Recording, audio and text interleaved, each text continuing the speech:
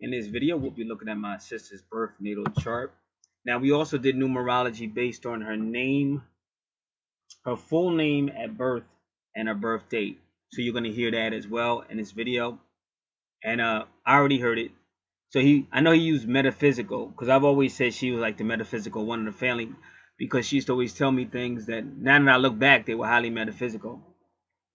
She was the person who named my band that I had when I was young. Uh, she named that. That was a metaphysical name as well. But a lot of stuff she told me later in life, I found out it was metaphysical. So I already explained this, but I'm not sure if you're going to hit this in the beginning. It's two parts. It's this part in numerology. So the numerology part explains why astrology is not evil, it's not wicked, and why we were taught that it was. And I use, the references. But it does tell you who you are, why you're here, what your life purpose is.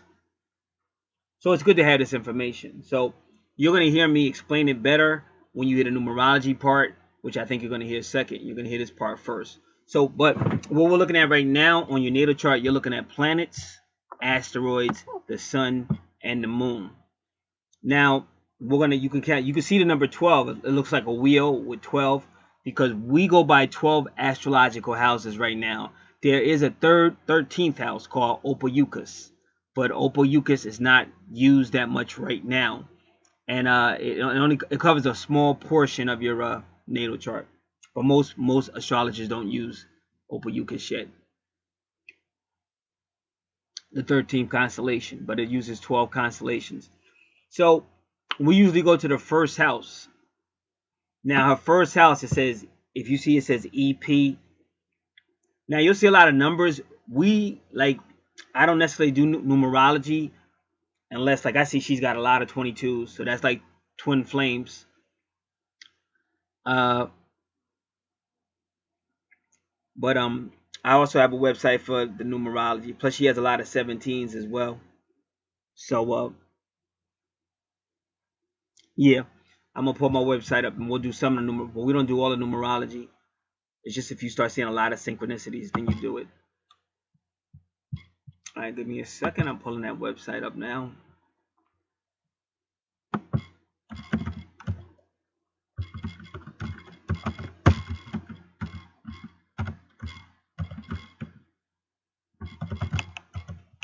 Now, the website I have for natal numerology is called www.prophecylastdays.webs.com.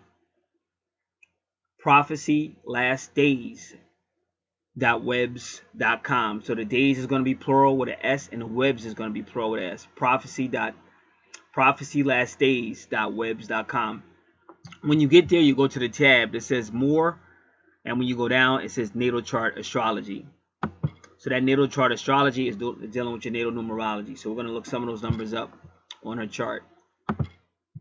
But again, the first house is 13, and that deals with a lot of it deals with the divine feminine, the divine darkness is 13. You hear a lot of people on YouTube say 13 love, and it's also dealing with number 1, and number 1 is like the number for leadership, and that's what the numerologist was saying about her as well, being a born leader. Now, the first house is ruled by the constellation Aries. And that in your first house is how people see you. Now, Capricorn is that person that's always dressing good, always looking good. A very productive, good worker.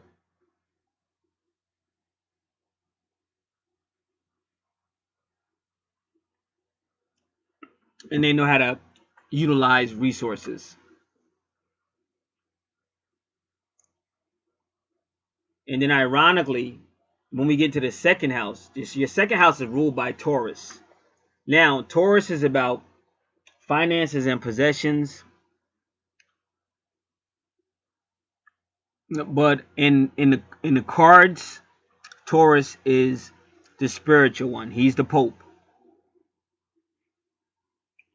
Because in the cards you have a high priestess And then you had the Pope, who is the high priest, and he's a Taurus. Now, Taurus is ruled by Venus, and if you notice, Venus is right there at your second house. And Libra is ruled by Taurus. And Libra is all about partnerships, relationships, legal matters, contracts. So, in the second house is Aquarius on her chart. Aquarius is all about the community, but Aquarius is kind of like a teacher, and Aquarius is also kind of like a creator, because they'll find ways to help the community. And the community can be anybody around you. It doesn't have to be a big community. Who's ever around you, that's your community. But this person, their finances and possessions are linked up with Aquarius. And Aquarius is also the 11th house, about friends, associations, and groups. So she may put things together and make money out of that.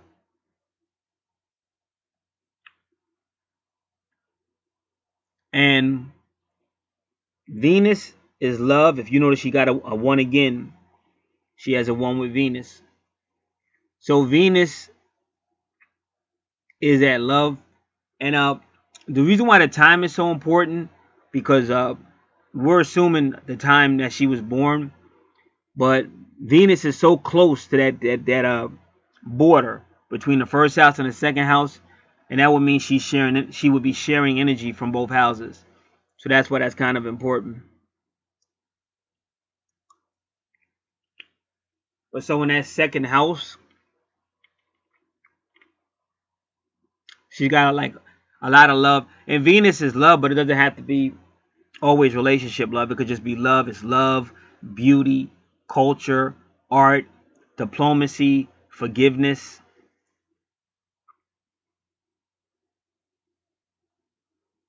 So all of this is connected with friends and association and groups, and also it's connected with money and possessions. So somehow she's going to use them ingredients as well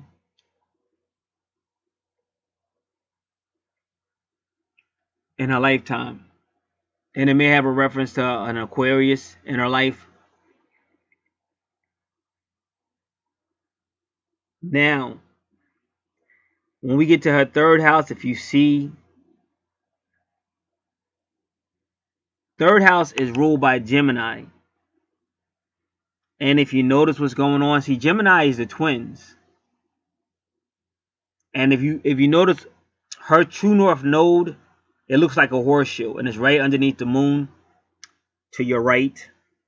You see that letter? You see that letter that looks like a 4? That's Jupiter. But you got Jupiter, look down the moon, and then look down, you have the true north node. And the true north node is what you should be working on in this life. And if you notice, there goes Taurus. But what's unique about that is, again, we're just going by the time. Because you see how close her true north node is to that border, which would take it into the 5th house and the 6th house. And what's funny is that's in her 5th house, which is ruled by Leo. That's my sign. And then her husband is a Taurus. So it's a Taurus and Leo, because Leo rules the 5th house. And that's the fun house that we'll get back to. But a true north node is also bordering off of Gemini. So because you see stuff like that, you got to really understand. Gemini is all about like the 4th house is about family and higher or adult education. The 3rd house is like lower education, like, you know, younger education, not adult education. So that's what she's got going on in her 3rd house. But the 3rd house is a lot like the 5th house, because it's still about fun. It's about children, siblings. It's about communication and creativity, and it's ruled by Gemini. And Gemini is the twins. Gemini is about multitasking, being real thoughtful, creative. can almost be considered a genius. And then she has Mercury there, and Mercury rules Gemini. So that means she has excellent communication skills.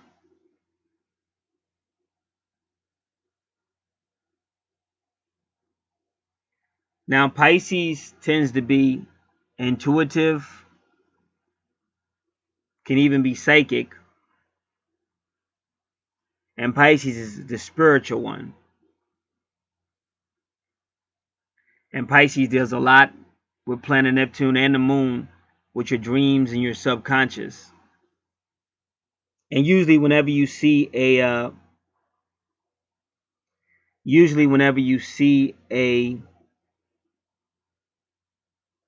sun with Pisces, the person usually has a type of connection to, like what you say, the Messiah. And it doesn't have to be Jesus, because it might be a Muslim person, but they have some type of Messiah connection, because you got the sun and you got Pisces, and Pisces was always the sign of the fish. I'm going to pause this for a moment. I'll be right back. So now I'm at angeltherapy.com, angeltherapy.com, and I wanted to look up the number 9. Number 9 means, it's kind of funny saying that too. It says get to work, light worker, now. The number 9 means that you've completed all the prerequisites to achieve your life purpose. Stop procrastinating, as it is time to start taking action steps. Even baby steps are useful. So what the universe is saying to her is just wake up. And I can tell she's waking up only because she's calling more about this. And something had happened. Somebody had mentioned something to me about her job, so I started praying. And I pray, and this never happened before, and I'm praying all the time. Like I'm not even gonna lie, I'm obsessed with praying all the time. And on all websites, I used to be on the telephone praying long time. Not so much recently, only after I got in a car accident. When I got in a car accident, I was back on the phone praying with people on the 1-800 numbers. But usually I do all my praying like when online and stuff. And I never got a response like that. So you don't, like, really, literally, I can tell you thousands of prayer requests. Since I've been doing this online, I've been online since 1998. So you're literally talking thousands of prayer requests. And I never had it came back immediately. Because I said something I said about her job or whatever. I don't remember the exact words I used. And so, like, within maybe 10 minutes, somebody responded right back. And they said, I talked to the Archangel Michael. And Archangel Michael told her, don't worry, everything's okay. And I ain't never get no prayer requests, like, especially not that fast. So then I told her that. So the universe will be talking to you. It's going to talk to you synchronicities, your dreams, just strange stuff. Just how you may start looking at life totally different. But the universe is going to be talking to you. And I always tell people that when you get your natal chart, it's usually at the exact moment you're supposed to get it. Because I've had so many people where it took a while to get it to them for whatever reason. And then but it came when they got it was at the exact moment. So you see, this is Pisces, and we talked about the sun, and we talked about the spiritual significance, and then at 9 at the sun, and then they give you 9 again at Palace. But we're going to talk about Palace in a second. But they're telling you that the number 9 is a wake-up call. And remember, the sun, just show you how astrology works. The sun is my ruler, and I'm a Leo. And if you notice, she's got connections with Leo, with the 3rd and the 5th house, and then they got her husband right there with the Taurus in the 5th house, and that's the house that Leo rules over. So we're going to talk about that too.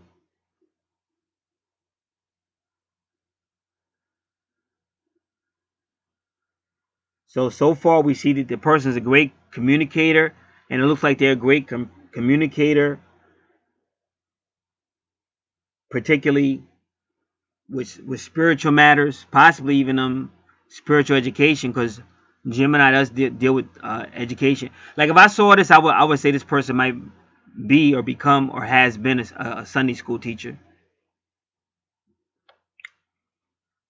And like I said, it's one of them things. If you're teaching your own kids, you're still teaching them. And then you see Saturn, and Saturn plays by the book. Now Saturn is a red, kind of looks like a horseshoe a little bit, and Saturn plays by the book. So they say, go to bed on time or whatever the rules are.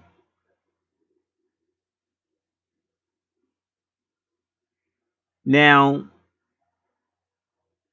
Mars, Mars can be, that's planet Mars with that arrow. Because if you want to know how we started to count, well, most people won't, because they'll say one, we went Capricorn 1, Aquarius 2, Pisces 3, Pisces in the third house. But just to make sure, we started to count because of the East Point. And also, when I go to the website, I can count it. I just put my cursor on it. It'll tell you what house it is. So we're still in the third house. So she's got the 22, which means she can really debate. And I can tell you that for a fact. She can like really debate. Because this is the communication house, the third house. Because I still remember when Jehovah's Witnesses first knocked on my door, and we was young, like we was like teenagers. And I remember she was talking to him, and then they asked her a question, and she was able to answer it. They asked her something, and she said John 3:16, and she knew what they was talking about.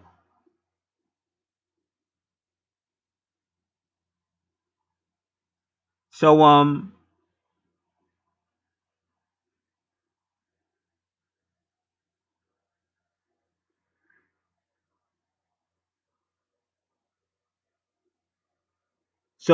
so that's 22 usually just means twin flame. That's like a lot of people see 11:11 all the time. Well, 11:11 is 22. 11:11 is a wake up call, but 22 is about your, like, everybody probably has a twin soul. And this is the stuff you're never going to hear in church. And it can bug you out until you become a part of it. But for anybody that doesn't know about twin flames, just type it in on YouTube and you see how many videos come up. So we're at a time now in life where people are actually meeting their twin souls, which I'm not going to get into. But the reason why I'm mentioning it, because she has a lot of 22s on her natal chart. But that is a twin soul, twin flames number is 22.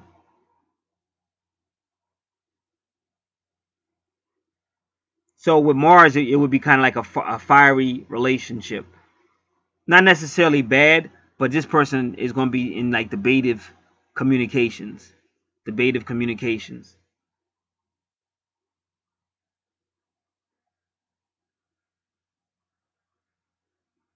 And now we'll look at the number 49. I'm going to look at it. Let me see if I got it on my natal chart first. My natal chart numerology. See if 49 is there. It is. Yep, it even says it's paradise. 49 is paradise when the two souls become one. Now you notice I told you about twin flames at the number 22. And that right below it is 49. But they're saying they're not going to become one without the drama. Like without that Mars energy, they're not going to become one without it. And anybody knows twin flames, they have to go through a period of separation, a lot of pain, and then they may end up together. All right.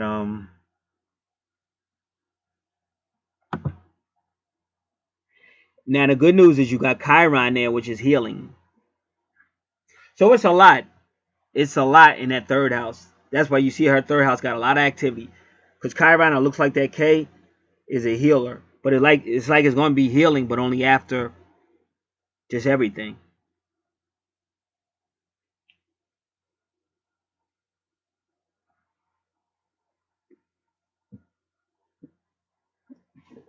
Now, Palace is two things primarily. Palace looks like that little diamond. It has a 959. Uh, Palace has to do with this asteroid helps you see patterns. Any type of pattern, it helps you with your psychic ability, helps you pick things up. But Palace is also about woman defense, women issues. So this person is gonna have like a spiritual connection to anything having to do with empowering women, helping women, making women stronger.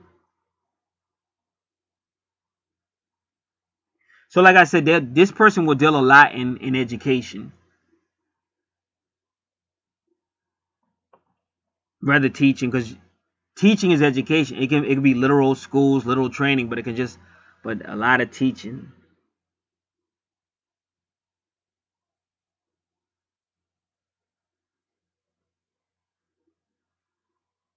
Now there's a thing look like a black moon with a cross at the under it. That's Lilith, and it's Lilith retrograde. So whenever you see a retrograde or aura, that's usually something internal. It can have to do with past life as well. But we have to get to the house and study the house before we can say more. But usually anything with a retrograde is internal. Like this person will hold stuff in and won't necessarily talk about it. But the danger of that is they may not talk about it, but they start to act it out, and then nobody knows why they're acting the way they're acting because they're not talking about it. So it's kind of funny to have all that communication energy in your third house, and then have Lilith retrograde. And if you notice, Lilith is the only retrograde in that house. So when I see stuff like that, I'm gonna see if I can specifically find Lilith retrograde. Let me just say in the third house.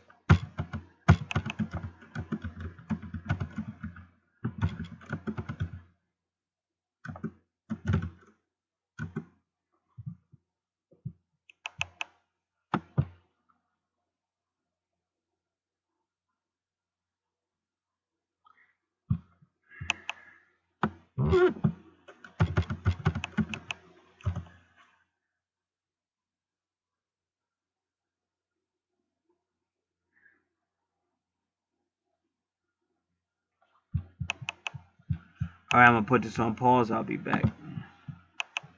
Okay, so first we're gonna have to do Lilith in the third house, but then we're gonna have to add the retrograde part, because they don't really have a Lilith retrograde in the third house. So you're gonna have to just do, because you're gonna have to do Lilith in the third house, but you're gonna have to do Lilith in Pisces as well, and then we're gonna do it retrograde.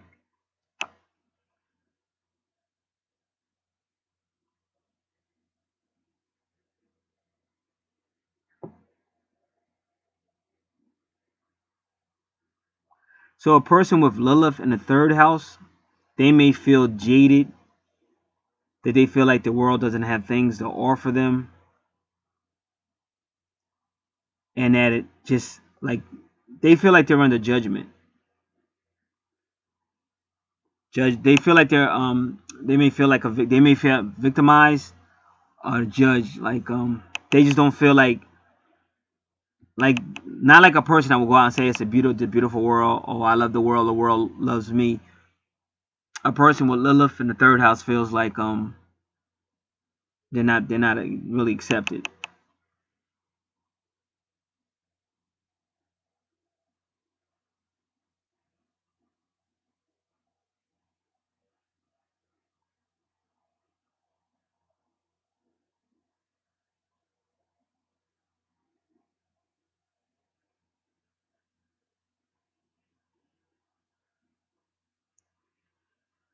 They say the people that have Lilith in the third house is Jackie Kennedy, Onassis, um, Maya Angelou.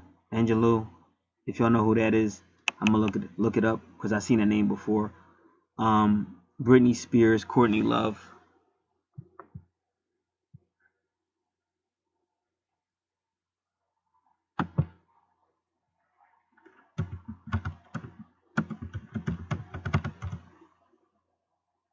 Okay, so she's a famous American poet. I think she recently passed.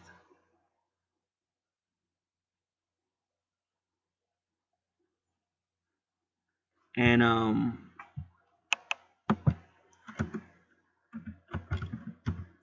so it's just trying to say they have issues. They have issues like with spirituality to some degree. They have issues with like religious people or with church. They just have something internal going there. Lilith is making them feel a certain way. And and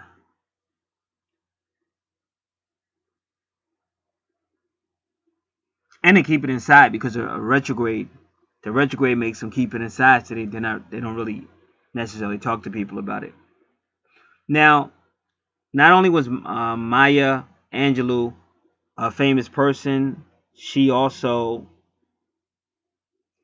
is known for making Tupac cry, because she saw Tupac at an award show, and she asked him, why you writing this kind of music, why you making these kind of songs, is self-destructive to us as a people. And she said Tupac just broke out in tears and started crying.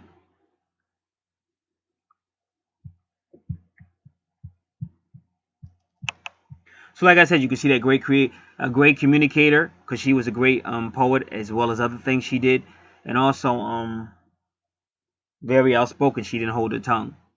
So that's basically what they're saying in the third house. But now I just want to verify one more time about Lilith. So I'm going to pull up my sheet that I have.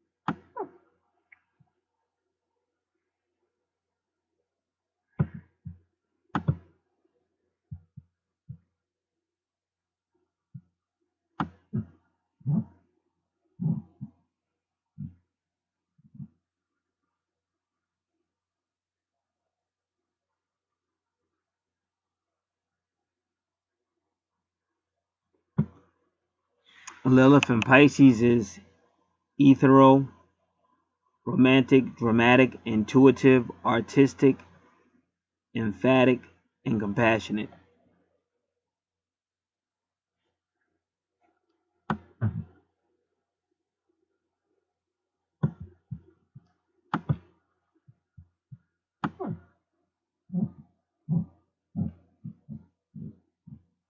Lilith in Pisces, she isolates and pities herself. She escapes from reality. It is her only safe zone. She cannot control her emotions. That's probably an extreme example.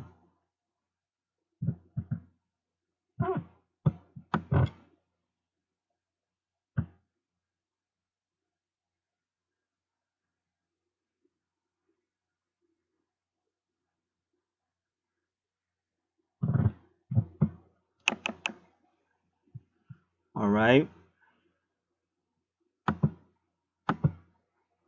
So that's why I said you see the situation going on with that. That house is going to be like, it's a good house, but it's going to have that erraticism. Now, the universe really did something by putting Juno in the house. And if you notice, you see the number 26. Now, Juno looks like that little star with the cross underneath it. And Juno's in the house. Now, Juno is all about a serious relationship. And usually, Juno represents, it can indicate that you may find yourself in a relationship with a Pisces.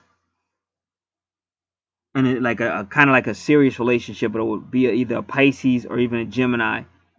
Because then you have a lot of activity where Gemini is too. And you got to remember, Gemini always means twin. Gemini is the twins. So that is one of them things. It could be that way. It might not be that way.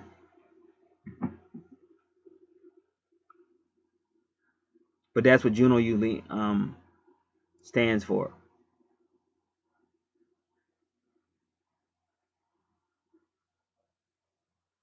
So Juno in Pisces would definitely mean like some type of spiritual situation,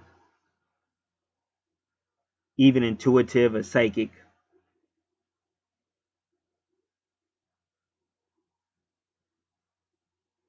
And then we want to look up the number 26.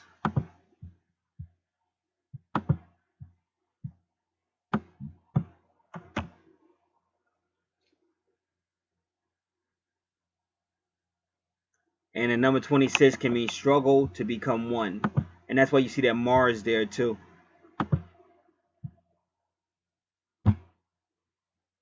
So it's like you see it in the universe.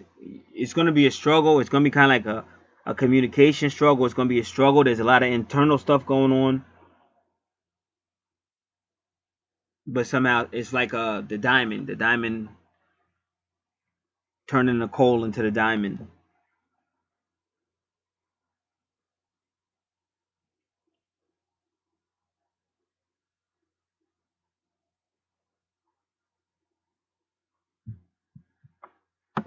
So now I'm going to look at one more thing.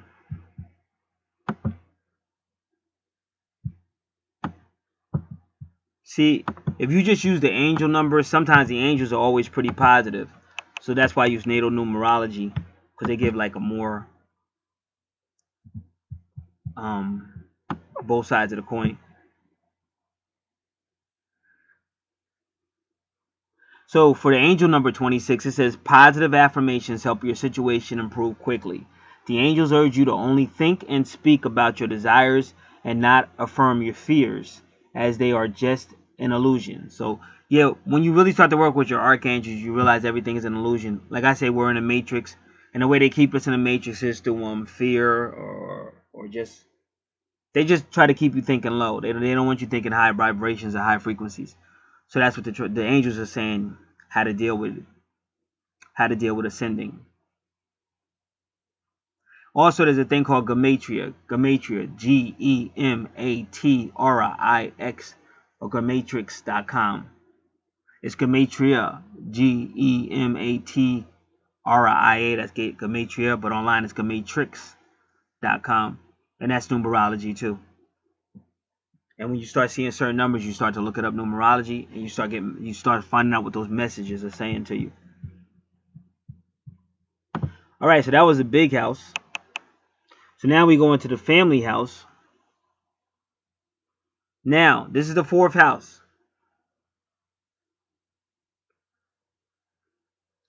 Now, this gets into higher astrology, but this is for people that want to learn more, like metaphysics, like we've lived before and things like that. But you could tell she has a unique Capricorn Cancer situation because the 4th house is ruled by Cancer. She has Aries in her 4th house. But Aries rules the 1st house, and her 1st house has Capricorn. Whenever you see a unique Capricorn Cancer connection, that's always like we call it the gods and the goddesses. Like that's just a deeper study. That's deeper, higher metaphysics. Just like if you notice, the 13th son, he's always telling you about his family. I think he says he's a 9th child. I think he says, and he's always telling you about 913. He says he's an apostle, and he talks a lot about it. See, these are people that are here for a reason. Just like when they talk about Tupac, Suge Knight said Tupac wasn't born, Tupac was sent. And a lot of people know that all the supernatural stuff about Tupac and stuff. So these are people that came. That's why he had Nefertiti on his chest and things like that. So you would have to believe that. You would have to study that and get into it. But I'm just letting you know it's a unique. Whenever I see the unique Capricorn and Cancer connection, that I know. And plus the name Anne is all in the Bible. That name Anne is the goddesses. And almost like that's a big name in our family. Anne, like every Anne on both sides of the family, Anne. So just to let you know. And when you really like, if you believe, they say the real chosen people. They say the people that claim they the people of God are lying. That they're in the matrix. They're Akhenasis. They're not real Jews. They're fakes. And Jesus talks about that at Revelation chapter 2 verse 9, Revelation 3 verse 9. They say they're Jews, but they're not. And then Revelation chapter 3 says that these fake Jews, these enemies, are going to be forced to bow down to your feet. So if you believe that, if you're in the matrix, if you believe that, and then they say that the real people of God allegedly came over on the slave ships. Well, my whole family background goes all the way back to Virginia, and that was like where they was dropping off a lot of people in Virginia, and so that would be the real people of God. And then my aunt said that we actually were in England at one time, which it do kind of make sense because they came over from a lot of people came over from England to Virginia. That's a fact. Like the people that were revolting against England, it was all coming to Virginia. So that makes sense.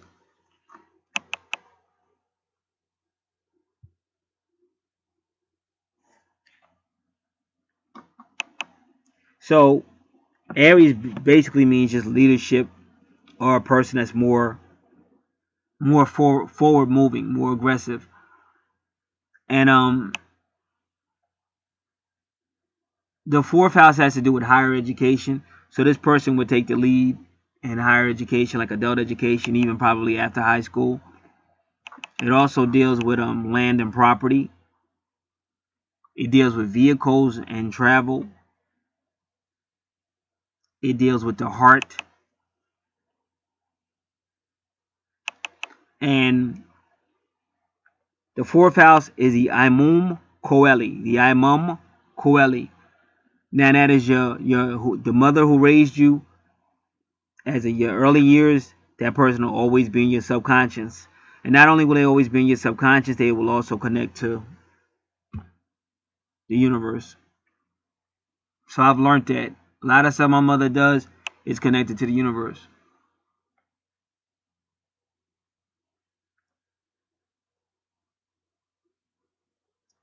Now, that was the fourth house. Now, the fifth house is all about fun, travel, children, childlike things, childbearing, taking risks, entertainment. It can be about love too, but it's all on the fun. It's all on a fun level. And as you see, that's the true north node. Looks like a horseshoe. So the true north node is what this person should be working on in this life.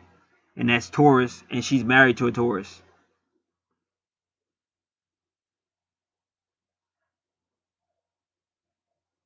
Now that's your true north node is what's going on in your what you should be doing in your present life.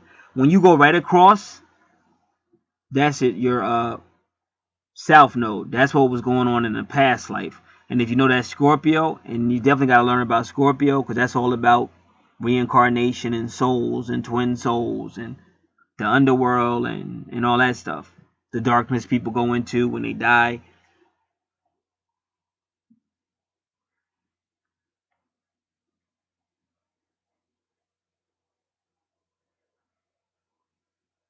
So the numbers with her true north node are 28 and 52. So in natal numerology, the number 28,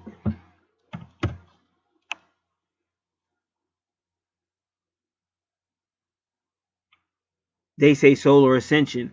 And that's kind of unique because the sun does rule Leo, just like I said, solar ascension. And then it says continued resurrection. And I just said past life, uh, present life. And that would be continued resurrection. Continued reincarnation. See, like I said, the Bible is basically telling you, it's just it's telling you the truth. Like, this is a son of God that came down here and got beat up and all kind of crazy stuff. Same stuff happening to us. But it's just telling you the truth. But you've been taught that, hey, it's just one person. But if you study the Bible, it tells you it's more than one sons of God. So it's not just one son of God. But they make you believe that because it's like Ronald McDonald. When you think of Ronald McDonald, you're gonna think of McDonald's. It's the franchise. So this person became the franchise of their white supremacy, of their matrix, and all that stuff. So when you think about him, you think about your God, and your God is always gonna be them. What they did was slick. You gotta get, like, I give them credit. Like they mind manipulated everything. But when you start to get the truth, like what you're getting right now, you realize who you really are. And like I said, when people start asking questions, it's because they're waking up. When they start seeing stuff they didn't see before, it's because they're waking up. And the reason why they're waking up, because we're getting to the end. We're getting to the end of the age of the Matrix, the age of subjugation of the real people, the real guys, the real indigenous people of the world. We're at the end of it. And people are more and more waking up. And that's why things will start to shake up. So if you're listening, you don't have to be afraid. Sometimes the universe is shaking you to get you where you're supposed to be. And sometimes it's called like you just have to trust and take a leap of faith. And that's why you do have angel cards help you, like I do that. You have natal charts, you have things like that. If you have a spirituality, these are things you learn in the process. But you will see the power when you start believing in it.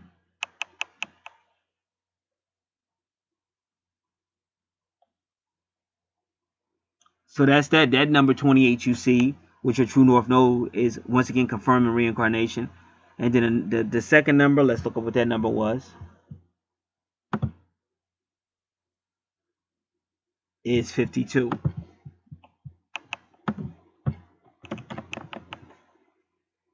And it says fight and struggles between the twin souls. Now that's funny because, like I said, her husband is a Taurus, and the number 52 is fight and struggle between the twin souls. But twin souls have to go through that. They have to go through that separation or fight and struggle throughout their relationship. And there is a chance they will have union in this life as well, but they are going to have struggle as well. So that's what those two numbers are.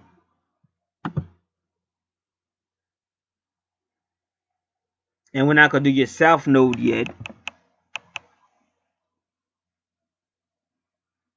We'll wait till we get there. But if you notice, it's in your 11th house. And that's how everything started. Or everything started with your second house. So see how Taurus is connected to your second house? Where Venus is because of through Aquarius. Like this is wired. Like if you know how they wire electronics and stuff, a lot of times the natal chart is wired the same way. Now we go into your 6th house. Your 6th house is ruled by Virgo. And Virgo is big in this family. And then you have Gemini again. Now in the 6th house, ruled by Virgo, is all about health, service, the home. Can be about young ones. Can be about animals. It could be about duties you do around the house, or cleaning. It could be about subordinates or co-workers. And when you talk about health, it could be going to a gym. It could be anything with health. So somehow you have Jupiter there, which means you will have money in this house as well. The 6th house would be your Jupiter house. Jupiter is about good luck, finances, expansion, big things.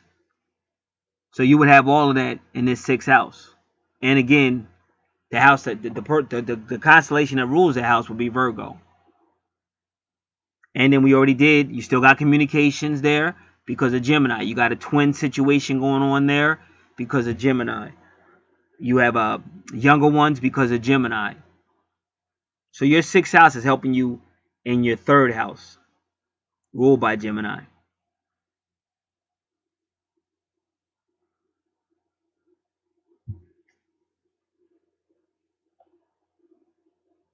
And then Vesta, that little wavy looking asteroid, that Vesta deals with really home furnace and home heaters. So let me see if I can find it real quick out here. I'm going to put in a Vesta furnace.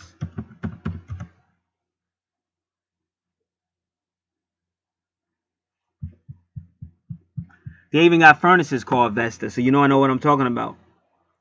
Because we had a very, and she can't deny it, we had a very supernatural thing going on with the furnace here. We actually had somebody come, and the person that came was my older sister's former boyfriend. So these are all messages. And the confirmation. And I just got blessed recently, and the person that blessed me is where my sister used to work at City. So she's still alive. She's still with us. So you see, if you just looked up Vesta furnace, so that asteroid is connected to your, literally, if you got a fireplace, that asteroid is going to be connected to that fireplace. If you got a furnace or a heater, that asteroid is connected to that fire or heater. And it's also, the asteroids are usually feminine, but it also has to do with fire and your own energy inside of you. See, the more you learn about this is all about energy. That stuff you be seeing in movies. And it was funny because when they was here yesterday, they was talking about Portuguese. And that's energy. It's all about energy. That's why this little girl could show up in the TV set, be talking and carrying on, because it's all about energy. And it's fire. The Bible says he makes his angels flames of fire. Psalms 104 verses 1 to 6. And that's what it is energy. So that's why sometimes you'll know something ain't right, or this is how you get wake up calls from the universe.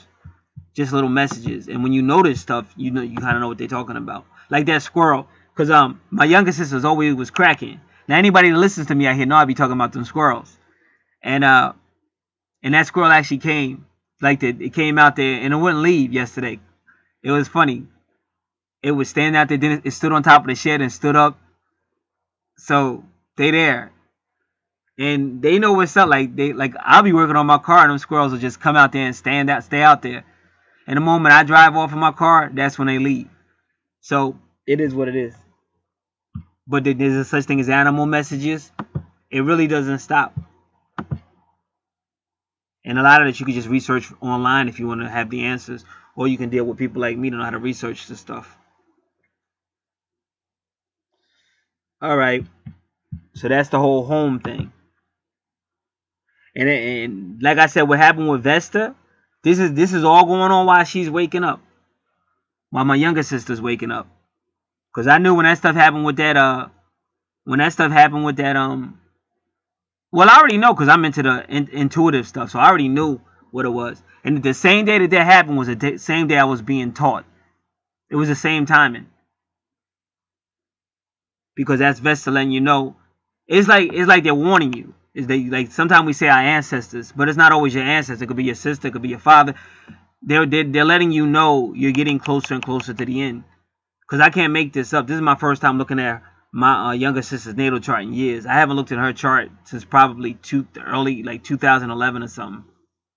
And you can't deny that this is Vesta in Virgo. The 6th house is ruled by Virgo. My older sister's a Virgo, and they can't deny it. We had a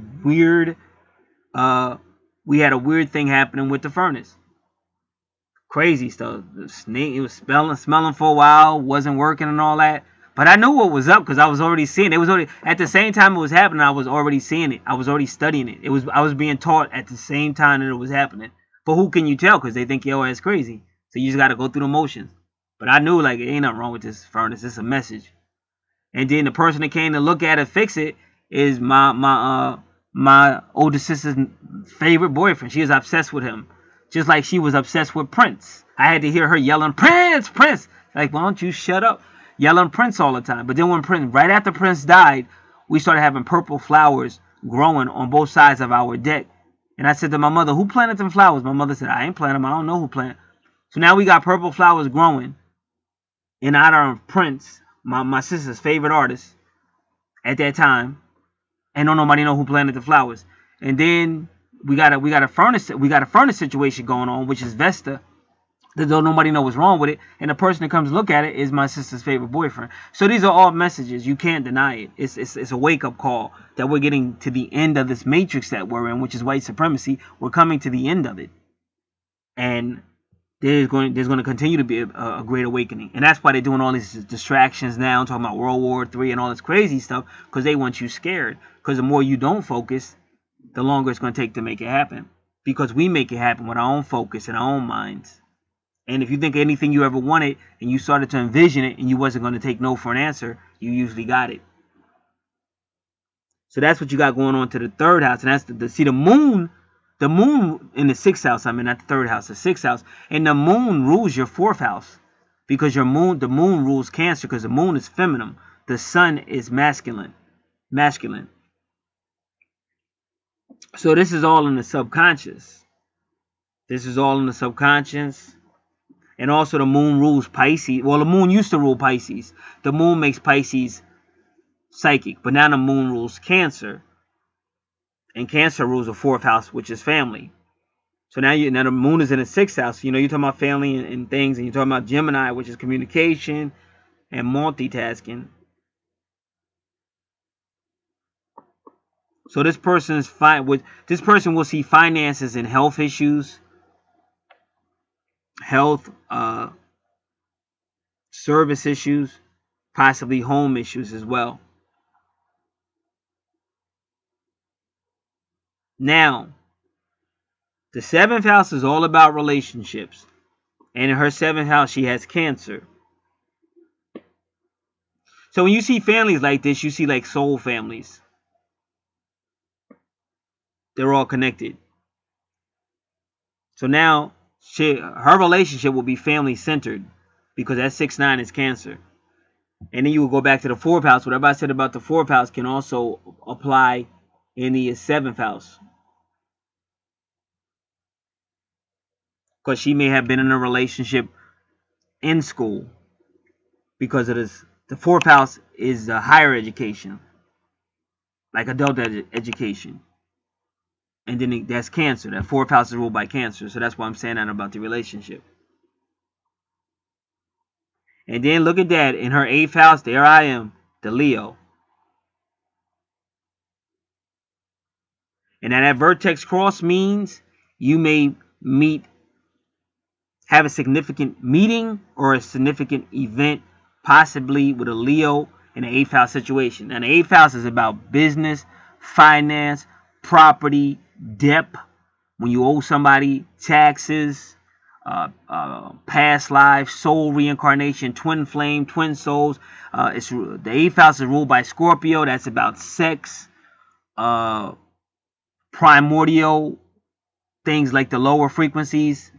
Scorpio can tend to be very doubtful, very powerful, but once they believe in you, they're very loyal. But they can be very accusing, very suspicious. Leo is bold. Leo is romantic. Leo is a loyal.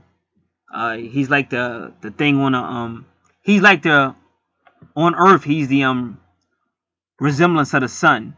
Just like she calls me Yellow Boy. That's what my sister called me, Yellow Boy. Now but you think of a lion. If you look at a lion looks just like the sun with the mane. It looks just like the sun. That's what a lion rules Leo. See, all this is connected. God knew what he was doing when he created everything. Now, what's unique about that number, 537? Now, the number 5 means anything could happen at any time.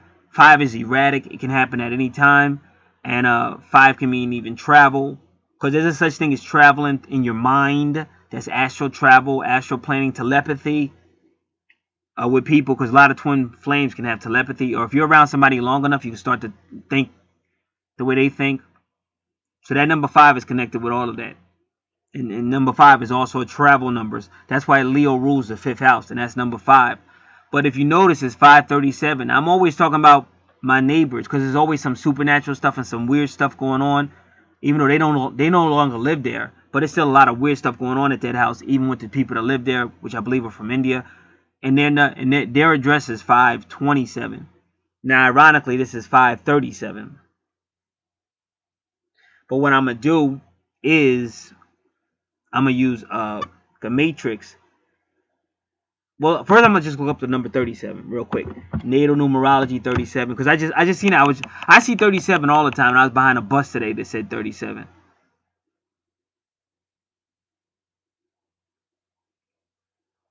It says a soul journey in intense action or struggle. See, that's what I said. If you're going through something, you may not necessarily like it. But when you study the natal charts, you see it's in the natal chart. So again, it keeps talking about an intense struggle. And just so you know, planet Mars, which is the planet of struggle and debates and all kind of stuff, planet Mars used to rule Scorpio. Scorpio rules the 8th house that we're looking at right now. But now planet Mars rules Aries. And now planet Pluto rules Scorpio.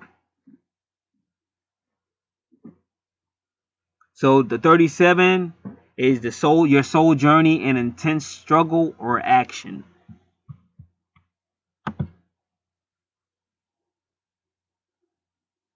So now we're going to look up the number 537.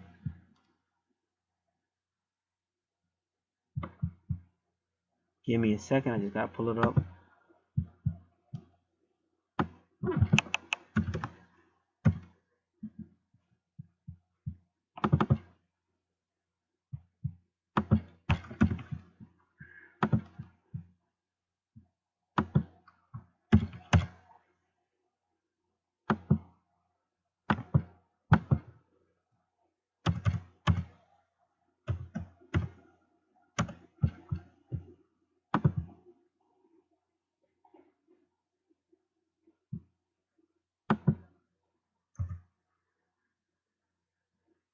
Oh yeah, and the animals definitely bring you messages like from the other side.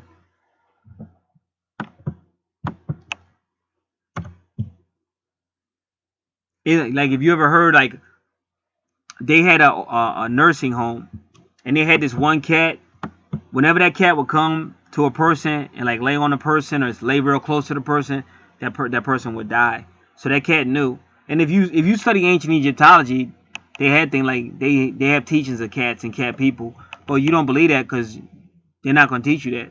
But you have to ask yourself, if you go back to the original Sphinx, it was a cat was the head that they cut off and put Pharaoh's head on it or something.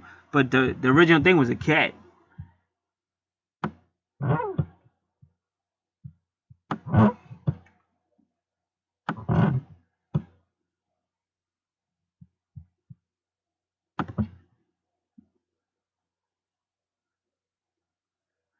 All right, I'm just looking for number 537. Give me a moment.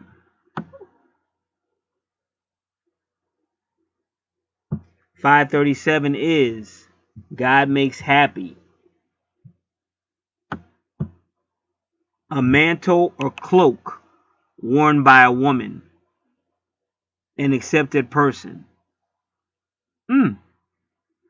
God makes happy. A mantle or cloak, but they put in parentheses worn by a woman. Now, we all know if you study your Bible, anybody with a mantle or cloak on was usually somebody of a prophetic significance in the Bible. And if you think I'm wrong, what will happen with Joseph? He had a wonderful cloak that his father made for him, or a mantle, and his brothers was jealous, and they took him, sold him to the Ishmaelites, and they took that cloak and cut it up and put blood on it and said, oh, he was murdered. A wild beast killed him.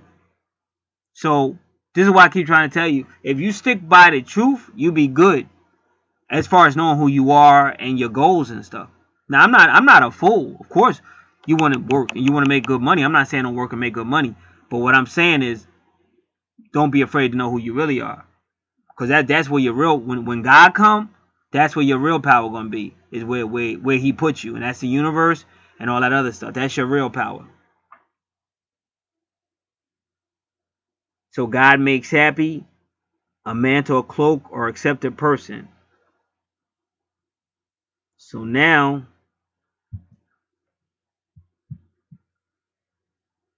let me do something else, because it's a guy out here. Because that thing God makes happy, and it's funny because my Africa, I took an African name in the mid 1990s, and it was something like he fights for what he wants or something.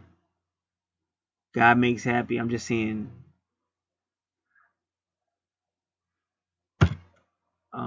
Give me a second. I lie. If this works, I don't know if it's gonna work or not. Okay, it worked. Now I want to use his concordance if I could find it. Strong's.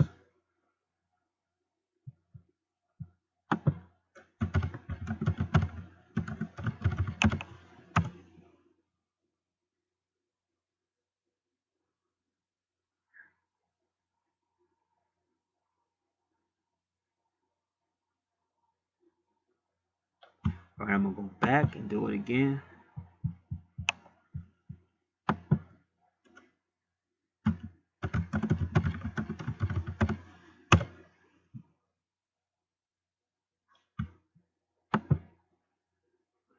Because it's not really coming up, but from my memory, when you talk about God makes happy, it could be a blessing from God, but also when the women were expecting and they couldn't they couldn't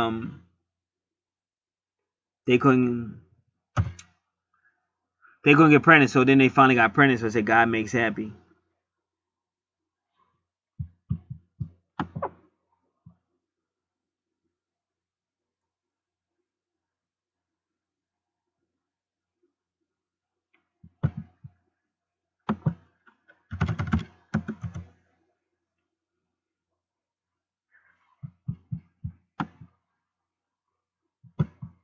All right, but again, that's a unique house that had that phrase in. That's all I'm telling you. And when you understand more metaphysics, you'll understand that the eighth house is the most important house because it's the womb. The eighth house is the womb that the Bible talks about. The bottomless pit, they call it, the well, the sea, the deep. This is all talking about the womb of the female creator. And for people that have a problem with the female creator, read Proverbs chapter 8. There goes that 8 again. She tells you, I'm the creator. I created all things. But if you're a Protestant, then you're going to say, oh no, that's a whatever they say, personification, all that. No, she made herself perfectly clear. But for people that study the Bible, you know for a fact about the divine darkness that was at the cross with Jesus. Luke 23, verse 43 to 46. And that's the same darkness that Moses went into that your Bible tells you is God at Exodus 20, verse 21. So it's the eighth house. It's the divine darkness. It's deep. So it's kind of funny how she would have God makes happy at that particular point in her chart. And that's also the vertex cross. Don't forget Jesus was killed on a cross where the darkness came at the 6th hour. And then that's right where she has God makes happy. So it's telling you who she is. But she would have to believe it and accept it. And as you see, you keep seeing Virgo and Leo and Taurus. That's our whole family. That's our whole family. So you could even read that she would get that significant meeting, maybe with the Leo who tells her the truth, because that's what the light does. He shines light on stuff. But that's vertex cross means it's a significant event or meeting, and that's your 8th house. It's also your soul house. And then when he did your number, I think your soul number was 8. Yeah, you might not have heard your numerology yet. You're gonna hear it. He's gonna tell you that. Now we get to your 9th house.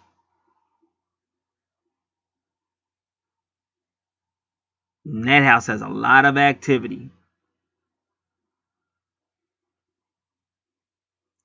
All right, your 9th house is ruled by Sagittarius. Sagittarius is like a really good friend, a good listener, and they usually get jobs like psychologists, anything where they're listening and helping people and stuff. Now, your 9th house is about higher consciousness, foreign travel, foreign languages, culture and class.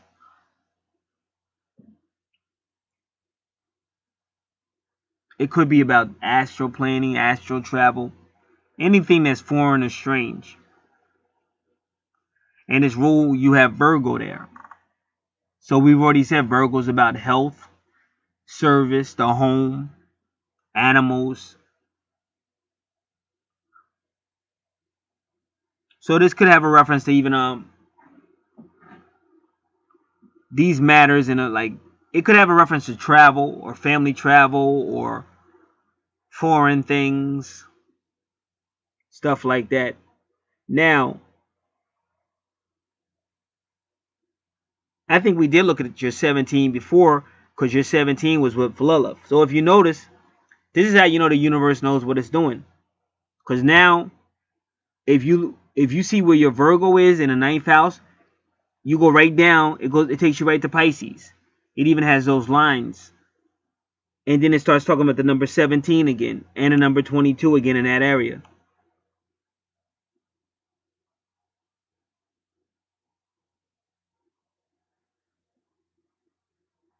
And again, that 22 will always deal with twin flame. So now we're going to look at the number 17 again.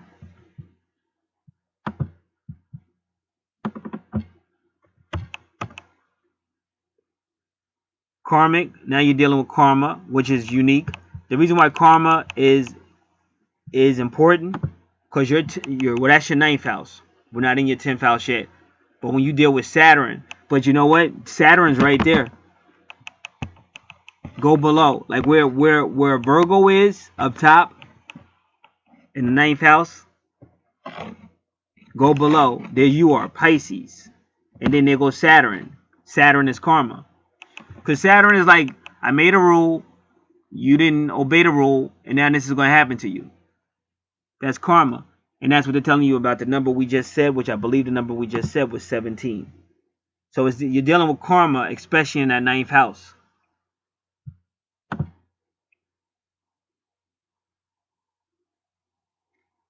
And also, you're dealing with karma with Uranus retrograde is to the left, and Pluto retrograde is to the right, but they're both 17. So you've had or will have a karmic lessons, which we're really going to look at that, because that's what they both do. Uranus basically changes you internally. Pluto will hit you externally, but it'll force you to change internally.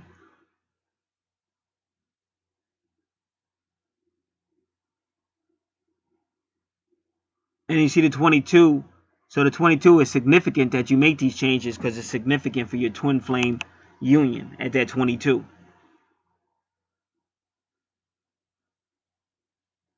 So now we're going to do 57.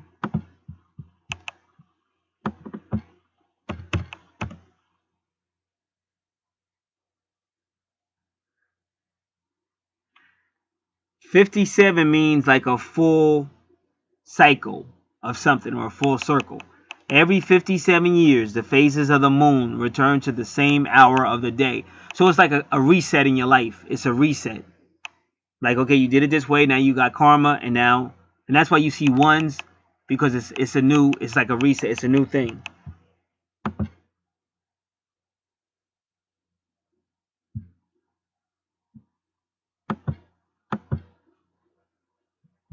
So that's what the universe is telling you. Now, that circle with the X in the middle is called part of fortune. So the first thing we have to do is part of fortune in Virgo, but then we have to do part of fortune in the ninth house. So give me a second, I have to find it, and then we'll do that.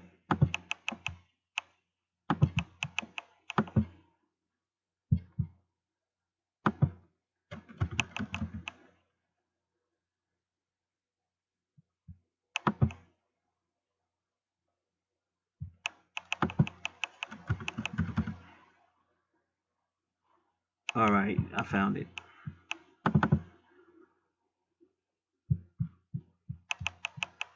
So we're going to do part of fortune in the ninth house. So this person finds expression through travel, philosophy, higher education, anything with culture, philosophical thought. And that's why I say, because I know you was into the African things and stuff like that, African dance. That's all ninth house. And by doing that, you're getting in contact with whatever ancestors. Well, you already know that stuff. That stuff I know you already know. Philosophical thought, spirituality, publishing.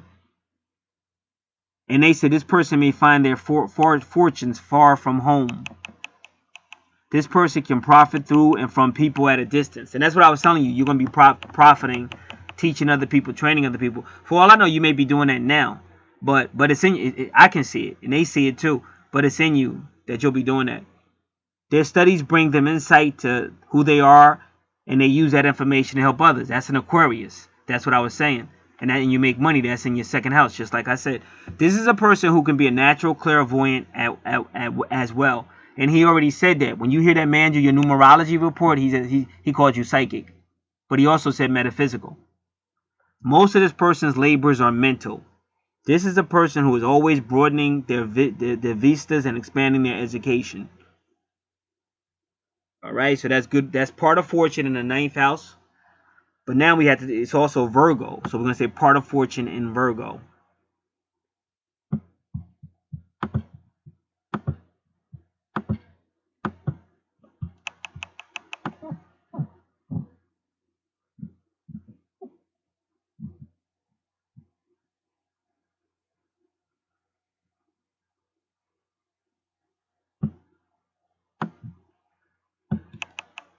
This person is intellectual, analytical, conservative, and always seeking perfection. They will use the mastery of details. And the reason why you have those masteries of details, see, you got that from your mother, because that's a Virgo. That's a Virgo. Now, when I used to do my resumes when I was young, I would study them, read them, look them over, study everything. I would give it to my mother to proofread, and as soon as she looked at it, she could see the misspelled word immediately. I used to get so mad I would hate giving her my resumes because I would do everything to make sure I found everything, and she would always find a misspelled word every time. That's a Virgo. They had that critical analysis. So you got that from your mother, but even when you look on the chart, you see the connection between Pisces and Virgo. That's why I said in our life we get upset about a lot of stuff, but when you go bigger and you take it back to the natal charts, you see what the universe was doing. All right.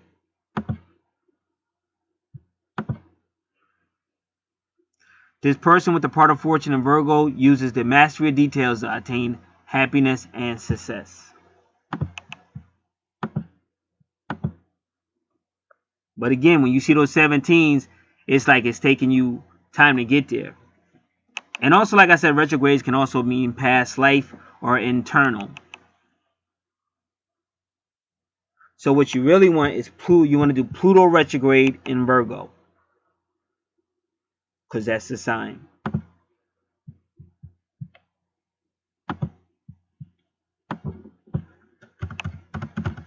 Let me see. I think I got retrogrades. Let me see if I can find it.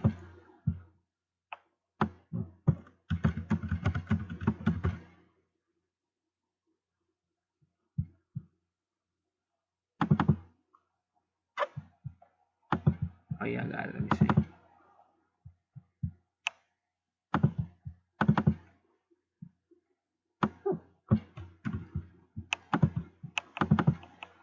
Now this is in astrology. Retrogrades can mean past life karma or matters that should be worked on or off in this present life. Retrogrades can also mean a slowing down of things. Retrogrades can also mean the opposite of what the planet would mean in direct motion.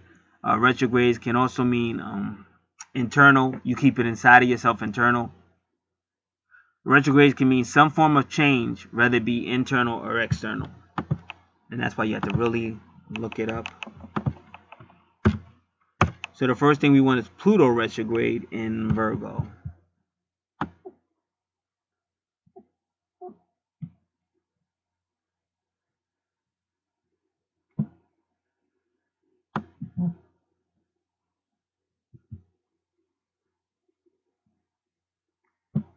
People with Pluto retrograde in their birth charts may be more inclined to fear being controlled, manipulated, or betrayed by others than those with Pluto direct.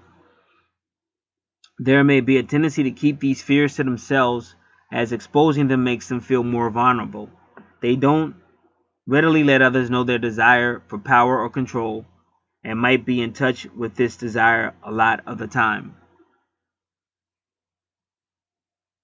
So a person with Pluto retrograde, they may have a fear of not being in control, so they really want to be in control.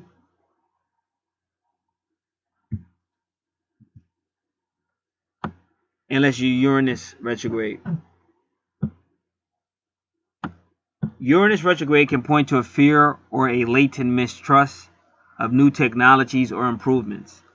These people might hide their eccentricities, while Uranus direct natives are more inclined to flaunt them, or at least be proud of them. In some ways, having Uranus retrograde is like having Saturn strong in the chart. And remember, Saturn is karma. There can be pent-up energy with this position, so that while they may be following rules for some time, at a certain point they bust out with a fit of rebellion before going back to a more orderly, law-abiding lifestyle. So this is deep. So we definitely dealing with karma, especially in your ninth house.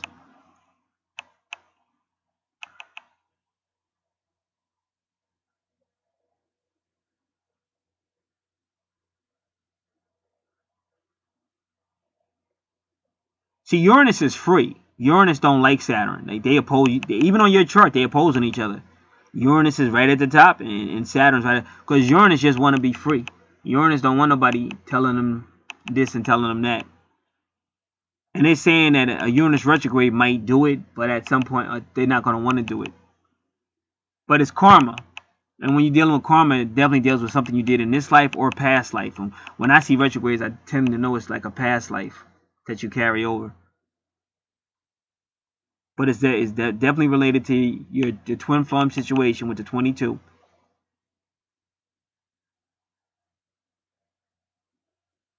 And then Pluto has like power issues. Like Pluto direct is a power. It's a power. Pluto is power. But Pluto, they're saying Pluto retrograde. The person is powerful, but they don't want to show it. Like, but they sort of they'll try to do it a different way. But they're still trying to get their power or what they want to do. And then Uranus is like being restrained. Uranus retrograde is being restrained, but it doesn't want to be restrained. So there's a lot of issues there, and it's related to karma.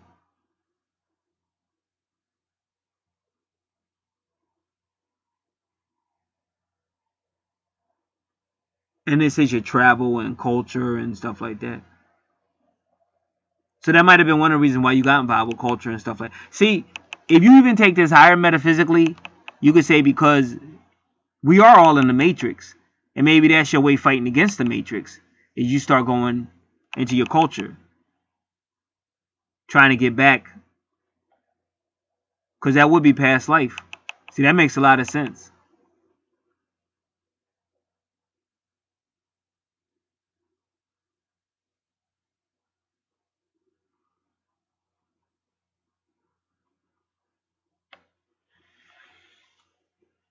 So Saturn teaches you lessons, and Pluto teaches you lessons.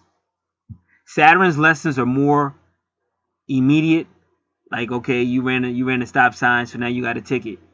But Pluto is more impactful, like something tragic could really happen. But I know people that gotten bad accidents, and then they said, oh, my psychic powers increased after that accident. So that's like Pluto. That's something real powerful. And so whenever something really impacts you, whatever it was, but if it got you to see things, if it got you to see life a little bit differently, then that was Pluto.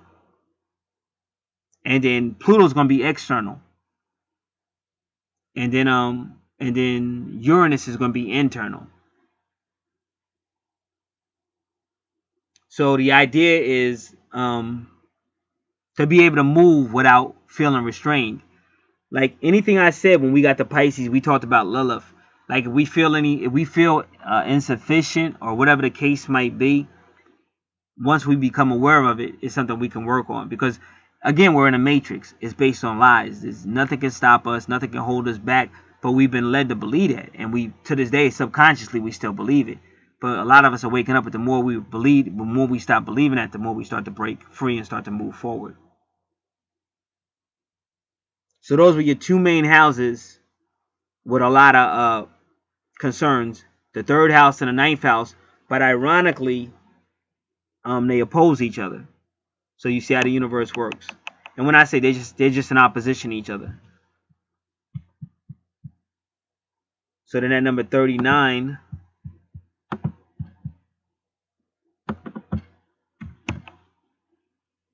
But the number 39 in natal numerology is harmony. So in other words, through all that, you will find harmony. But you got to go through all the struggle, and you got to learn how to deal with internal concerns and get the mastery over how you feel internally or how you think internally. And you could tell you had a serious communication with communication. I guess the internal, what's really going on.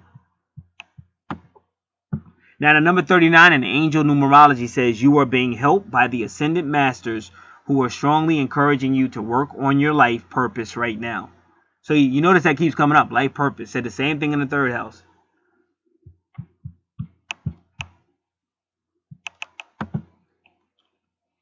Now, medium Coeli and Libra. And that Libra is all about relationship. But the funny thing is, this is your career sector. But you see 22? Once again, twin flames. 22. And I'll look at 15 really quick.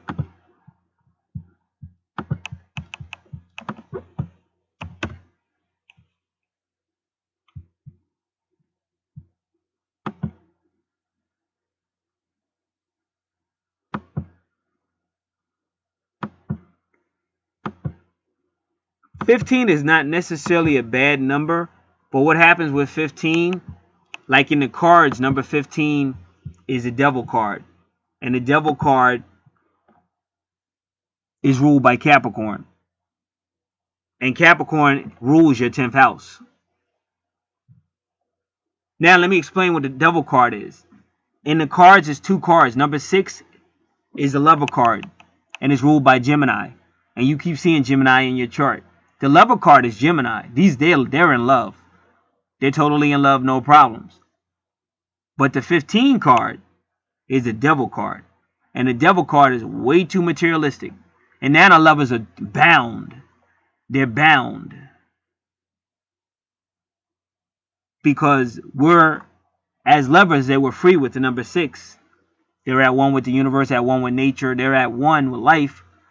But because of the materialism, they become bound. And then they're just down. And not only are they bound, but they're bound with chains around their neck and around their hands. And they're bound to this goat that looks like the Baphomet.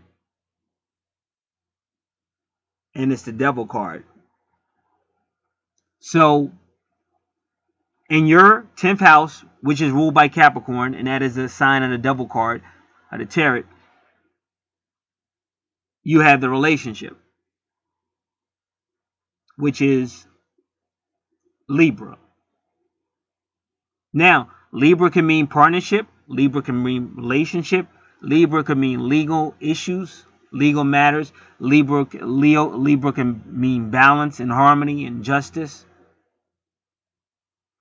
So, only because I'm going by the numerology and what I'm seeing,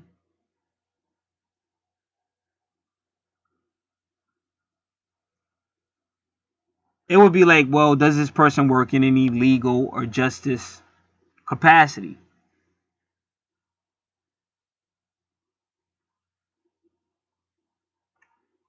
And if they don't, then you're saying, well, then it would mean they work in some type of marriage or a relationship job. They have some job with them, marriage relationship people. And if they say no, they don't, then based on everything I'm seeing, I would have to say that's the message about the relationship.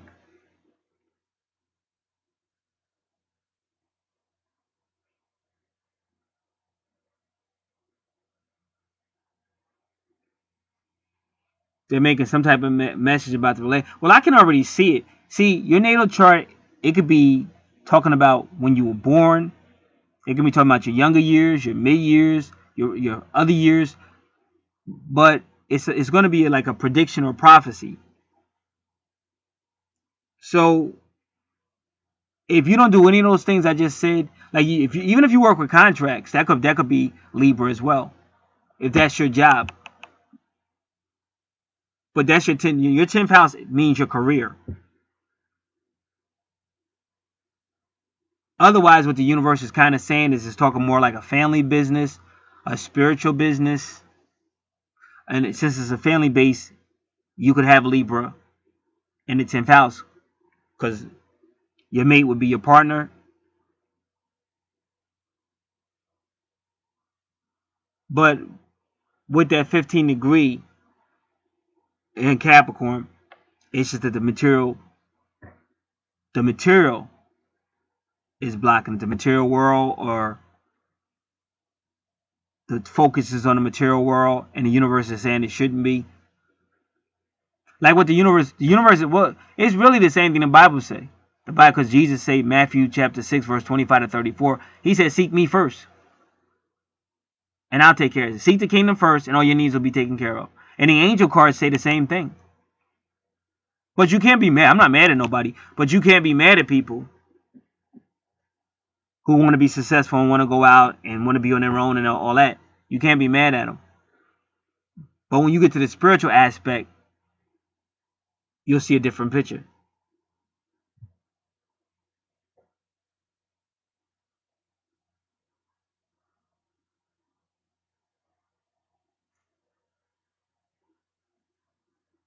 Now, we go to the 11th house, which is all about friends and associations and groups. But you got Scorpio there, taking you back. Scorpio rules your 8th house. So once again, a lot of, like, I found out a lot of people I worked around was in my soul group. That's why when you be seeing weird circumstances, or if you be walking around and be seeing the same person, how come I keep seeing this person and stuff? And sometimes you could feel stuff, but you just don't act on it. You could be around somebody and you just feel a certain way and you just keep it to yourself. But that's because you know each other from past lives and stuff like that. That's what your 11th house is saying. Your 11th house is friendship, groups, associations. You might, go on a friend trip or a travel trip. You might have already or will take some type of trip to some type of like, I know this woman that works in a supermarket, and they went to this prison, but it was supposed to be haunted. Like, it was a prison they had that it was closed, but they were letting people go there, and it was supposed to be haunted. So that's what this is. This is like, that's Scorpio stuff in the 11th house. You can group activity, friend activity, everybody going out, but it has a Scorpio approach to it. But it also said that because this is ruled by Aquarius, that this is how you'll be making your money as well.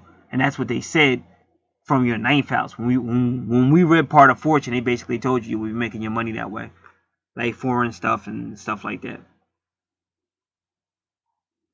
So this may be somewhat of a future prophecy. But like I said, whenever you get your natal chart, it's usually exactly when you're supposed to get it.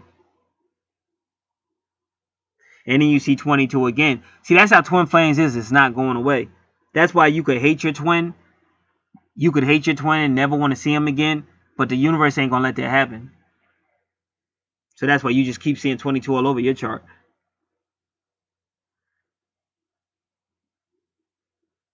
And the number 10 is like a new beginning. The number 10 in numerology is just like a number 1, because it breaks down a number 1. But I'm still going to look it up on my natal numerology.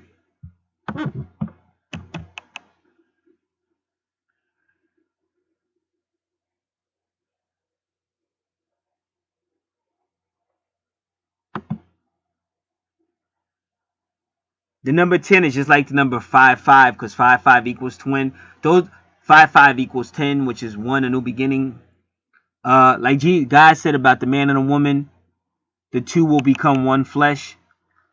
Now that's the two in harmony. That's the twin flame. Like when they finally reach, like when they get past all the third dimensional stuff and all the fear and everything, when they finally get past that, it even says 10 is soul unification, involution, evolution. 5-5. The internal becomes the external. They'll become one.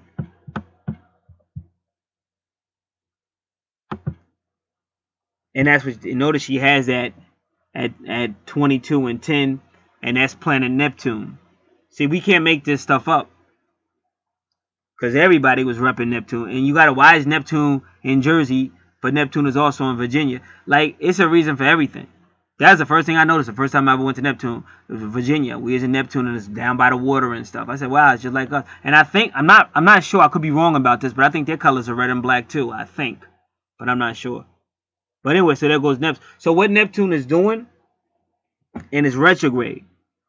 So let's look that up, because see, Neptune is taking your past life and giving it back to you in your dreams and your subconscious. And so is the moon, because the moon deals with reincarnation as well. The Neptune deals with past life more so, but the moon deals with reincarnation. But they actually work together. They actually work together. And they're all working with Scorpio, because everything comes out of Scorpio and everything goes back into Scorpio. And that's what you got in your 11th house.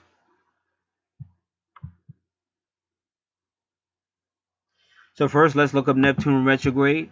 But we're going to do a little research with that. That's important. Those born with Neptune retrograde in their chart might tend to hide their vulnerabilities, their spiritual side, or their compassion, as they feel somewhat uncomfortable expressing them. These things can very well exist, and they run deep. But Neptune retrograde natives prefer to keep these things private. Deep faith can be missing, so that these people might be naturally mistrustful. When they are left to fill in the blanks, they might expect the worst. There can be a big fear of dreaming too big dreams. There can be a big fear of dreaming dreams that are too big. That's what they're saying. As they are afraid of being let down.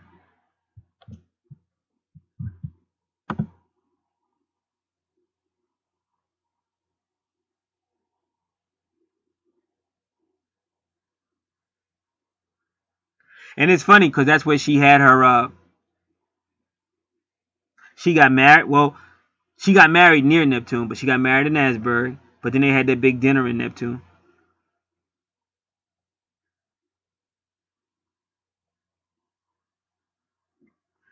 All right, so we really want to know Neptune retrograde in Scorpio. We really want to know that.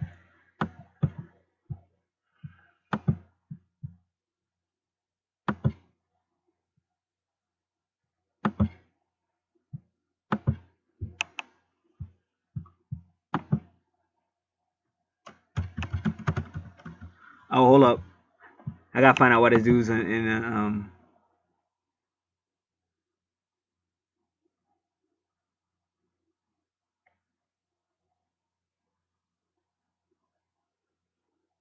Why are DJs calling himself honorable now? This dude made a song for this rapper. He called himself honorable, and then I heard them call they called this rapper honorable the other day. That's some Freemasonry stuff. All right, now we're gonna try to find Neptune retrograde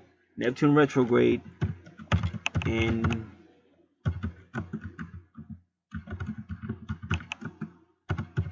Scorpio. All right, now this is one of my favorite astrologers, Lynn Coiner, but I still need to know if you're going to give it to me in Scorpio. That's what I'm looking for. I don't want to know what a Neptune retrograde is. We already did that.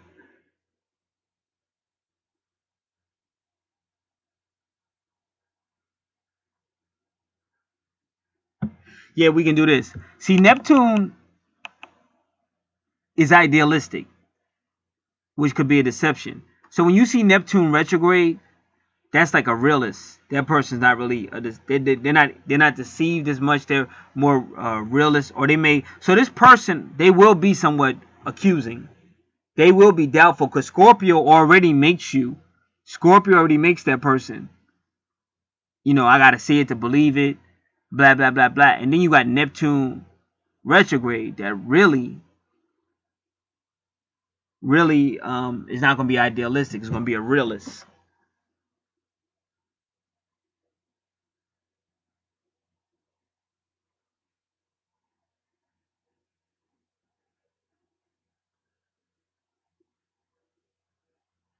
It says it's very important that you avoid drugs, chemicals, or stimulants while Neptune is retrograde. Protect yourself by refraining from associating with addictive personalities, psychic attractions, and overwhelming people who drain your energies. Now, this is when you get into gemstones and stuff like that. Wearing black tourmaline can funnel off negative energy and psychic attack. If you feel a little paranoid during the retrograde period, it may be that you are picking up too much from your external environment. As an asset, this period is excellent for using and cultivating your psychic perceptions. I am not aware of the augmentation during the retrograde period, but I am aware that my abilities seem to diminish when Neptune turns direct. So like I said, this person will be very psychic though with Neptune, because Neptune is discerning and stuff like that, and perceptive. And it makes Pisces the same way because Neptune rules Pisces. But this person will be very psychic because Scorpio very discerning, but they can also Neptune makes them very. See, Neptune direct can make somebody very idealistic, but then they can be very naive. But then Neptune retrograde can make them too real. Like, they just seeing things that is just not really there. One thing you're too idealistic, and then the other one you're too pessimistic. That's what I didn't mean. I didn't mean to say real. I meant to say pessimistic. But I still want to see. But I think I got my answer. But I want to see if I could read it somewhere.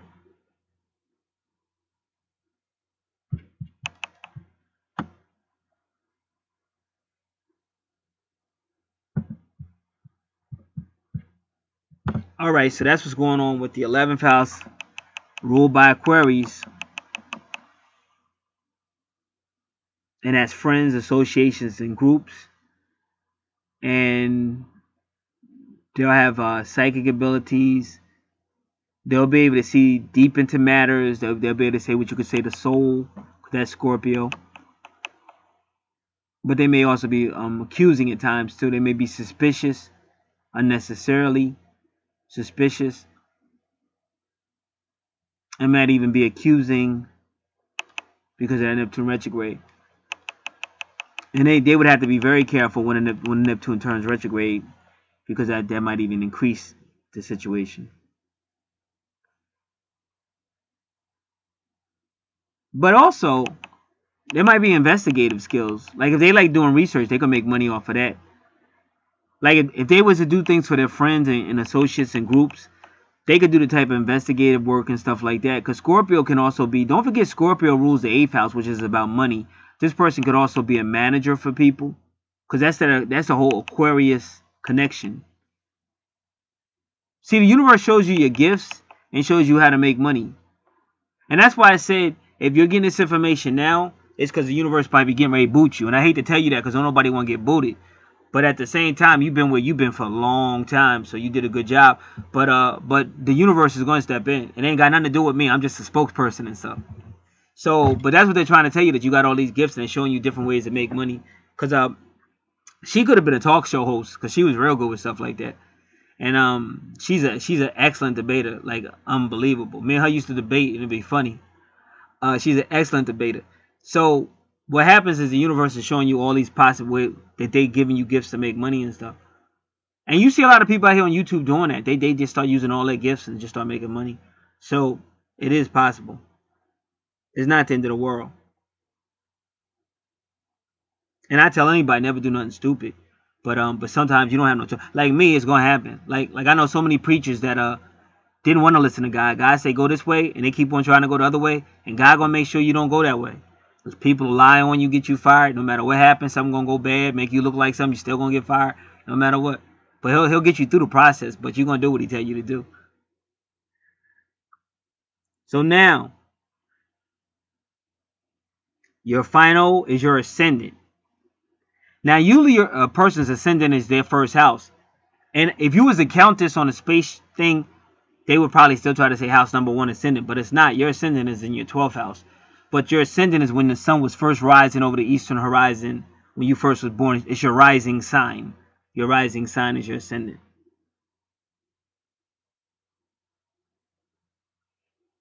And so your 12th house is ruled by Pisces. So your 12th house is ruled by your sign. Now it can be about church, it can be anything spiritual, but ironically, in anything psychic as well.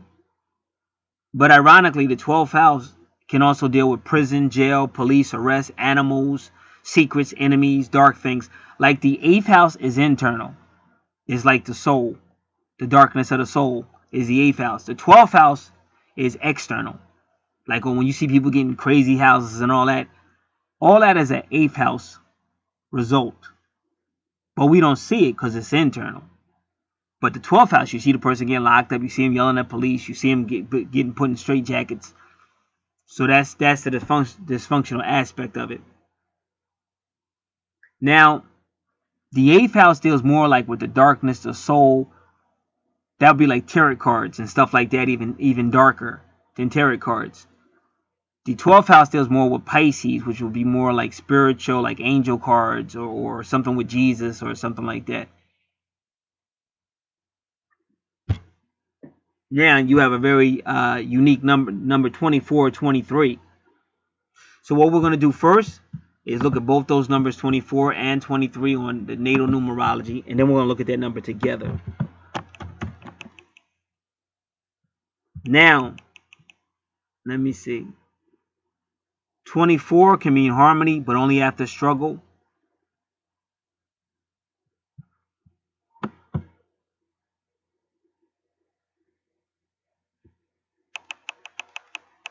So that's harmony. And it is mostly referring to relationship, but it could also be your oneness with life as well. And then 23. Now 23, this is why Air Jordan wore 23. 23 means a God incarnate. That's the God incarnate number, the incarnation.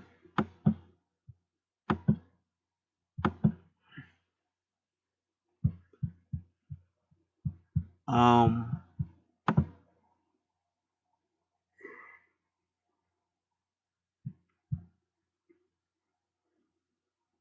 again, Sagittarius can be a good friend, a good healer, but it also has to do with the ninth house, which has a lot to do with culture and travel and stuff like that.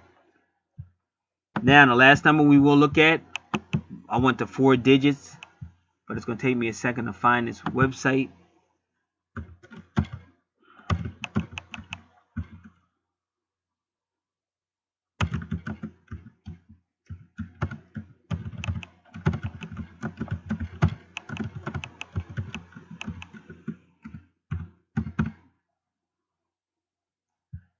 Let me try it this way first. I hope it works.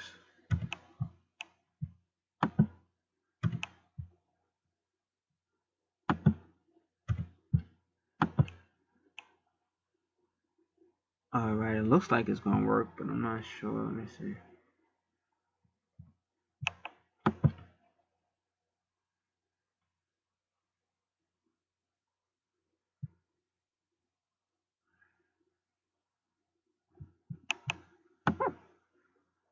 Alright, I got it. Give me a second.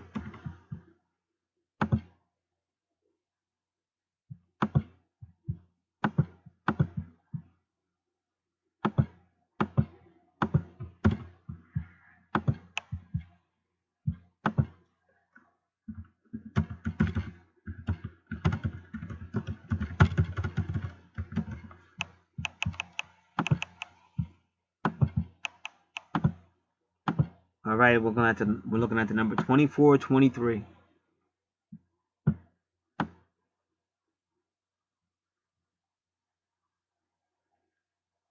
Like I said, what happened when we got in the world? Well, what it really is, times are changing, and that's why I'm not really focusing on the past so much of anything, because times is changing. Like the past is now an illusion, and it's only a reality. You could focus on anything and make it a reality. So I'm not focusing on the past. I'm just telling you the times we live in now, and things are changing because things are going to break down. Things are not going to be what they used to be, but it's supposed to be that way. So this may seem boring, but I'm going to read it. It's not that long. I'm going to read the whole thing. This is angel number 2423 because, in my opinion, with my intuition, this is an important number. Angel number 2423 brings together the energies of number 2 appearing twice, amplifying its influence, and the vibrations and attributes of number 4 and number 3. Number 2 resonates with balance and harmony, relationships and partnerships, and that's all we've been talking about on this natal chart. Duality, cooperation, and diplomacy, that's Venus. The devotion, duty, and service and adaptability. So what I was getting ready to say is, people meant well. Whoever trained you, they meant well. Get a good job, be the best, and all that. That's perfect. That's perfect training. But we're at the end of this age, and we're not going to be under white supremacy no more. We're at the end of this age. That's just the way it is. That's a fact. So now what you have is God stepping in. It's like when you was in slavery, because the Matrix is slavery. When you was in slavery, God was saying, listen to the slave master, because that's all you got right now. I'm not saving you yet. I'm not delivering you yet. But now God is saying, now it's time for deliverance, and now he's going to try to bring you in harmony with God, with spirit. So he's kind of knocking that slave master out the way. That's why when we got to your 10th house, what are you talking about now? Duality. Partnership. That's what Libra is in your 10th house. So that's God. Like, it didn't have nothing to have to do with your job. Unless you had a job in those areas that I was talking about, then it ain't talking about no job. It's talking about what your divine appointment. The real, not the stuff you be hearing in church because it sound good. This is the real stuff over here. So it goes on. Number 2 also relates to faith and trust and fulfilling your life purpose and your soul mission. Now, what I'm going to do is look at this and look at that. Number 4 relates to the working determinedly towards achieving your goals and aspirations. And that was one of your numbers too, was 4. And when you get to your numerology, you hear that man talking, he's going to say number 4.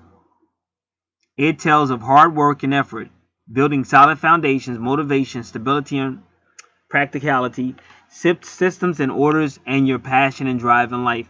Number 4 also resonates with the energies of the archangels. Well, that's good, because that's what I have archangel cards, and I do readings. Everybody sees that on this channel anyway. Now, number 3 carries the vibrations of the ascendant masters who help you to focus upon the divine spark within yourself and others. So that divinity I was talking about, the God and goddesses, and assist with manifesting your desires. Number 3 resonates with courage, forgiveness, skills, and talent, because that's Venus will always be about forgiveness and diplomacy.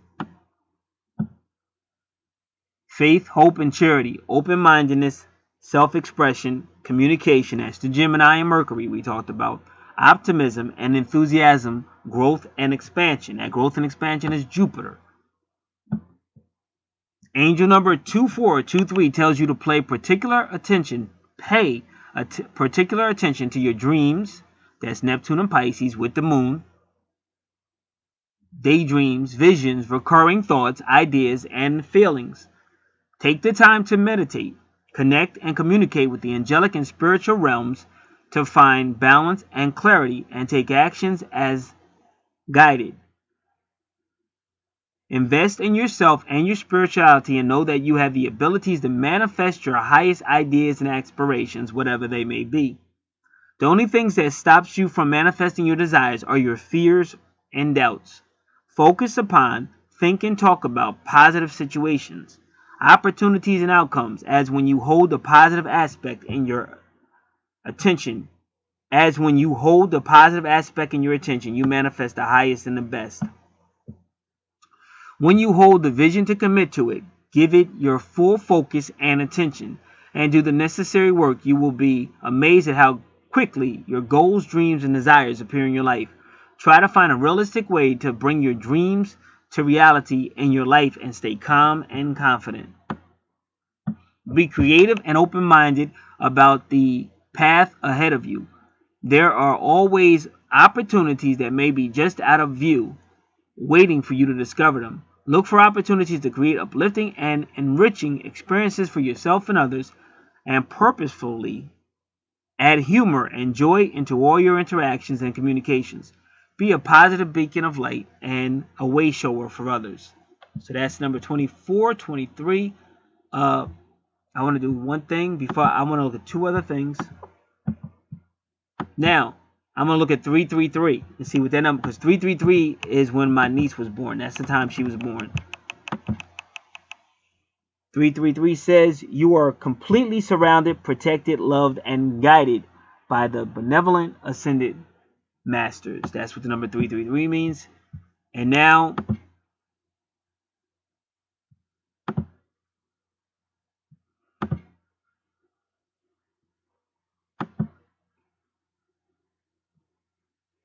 okay, now this says your life purpose and soul mission.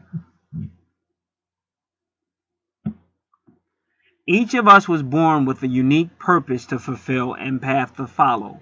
Our soul's mission is our life's calling. This is our drama. Like you heard of karma, now you heard drama. Or divine plan for our soul. Our drama is spelled D-H-A-R-M-A. And I'm pretty sure when the devil came, the devil gave you drama. D-R-A-M-A. Why? Because the drama causes you to lose distraction on your drama. Just like, say, career. Career is career. Now, brother Uriel, Israel, Ka is your soul. Again, this is what we're talking about, your soul, your life purpose. They say career. Put your Ka, your soul, in the rear. And that's what they do with your career. Not saying it's wrong, but we need to wake up. That's all I'm saying. And then what do you say? Get behind me, Satan. Career. Get behind. See, the spirits say get behind me, devil, but the devil say no, you get behind me, career. They knew what they was doing. You in a matrix. And the more you break them words down, the more you're going to see that they put you in a matrix, and they know you're in a matrix. And the more you wake up, you begin to realize it's the truth.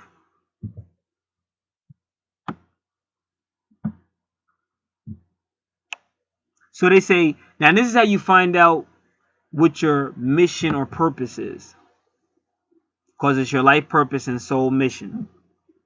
Start to ask yourself, what is my passion? What am I passionate about? What do I love to do? What truly makes me happy? You will recognize your passion because it will ignite a feeling of excitement within your heart and soul. It makes you feel enthusiastic, energized, and alive.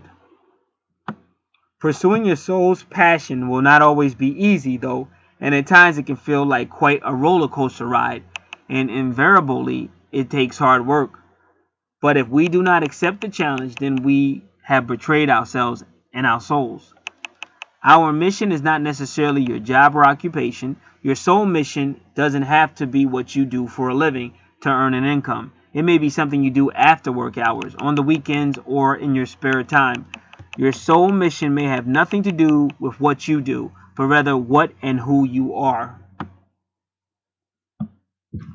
Our mission involves utilizing and perfecting the talents that are within our soul and to share those talents and with the highest and truest parts of ourselves, with others. It is our spiritual duty to pursue our mission, and as our soul develops, so does our mission.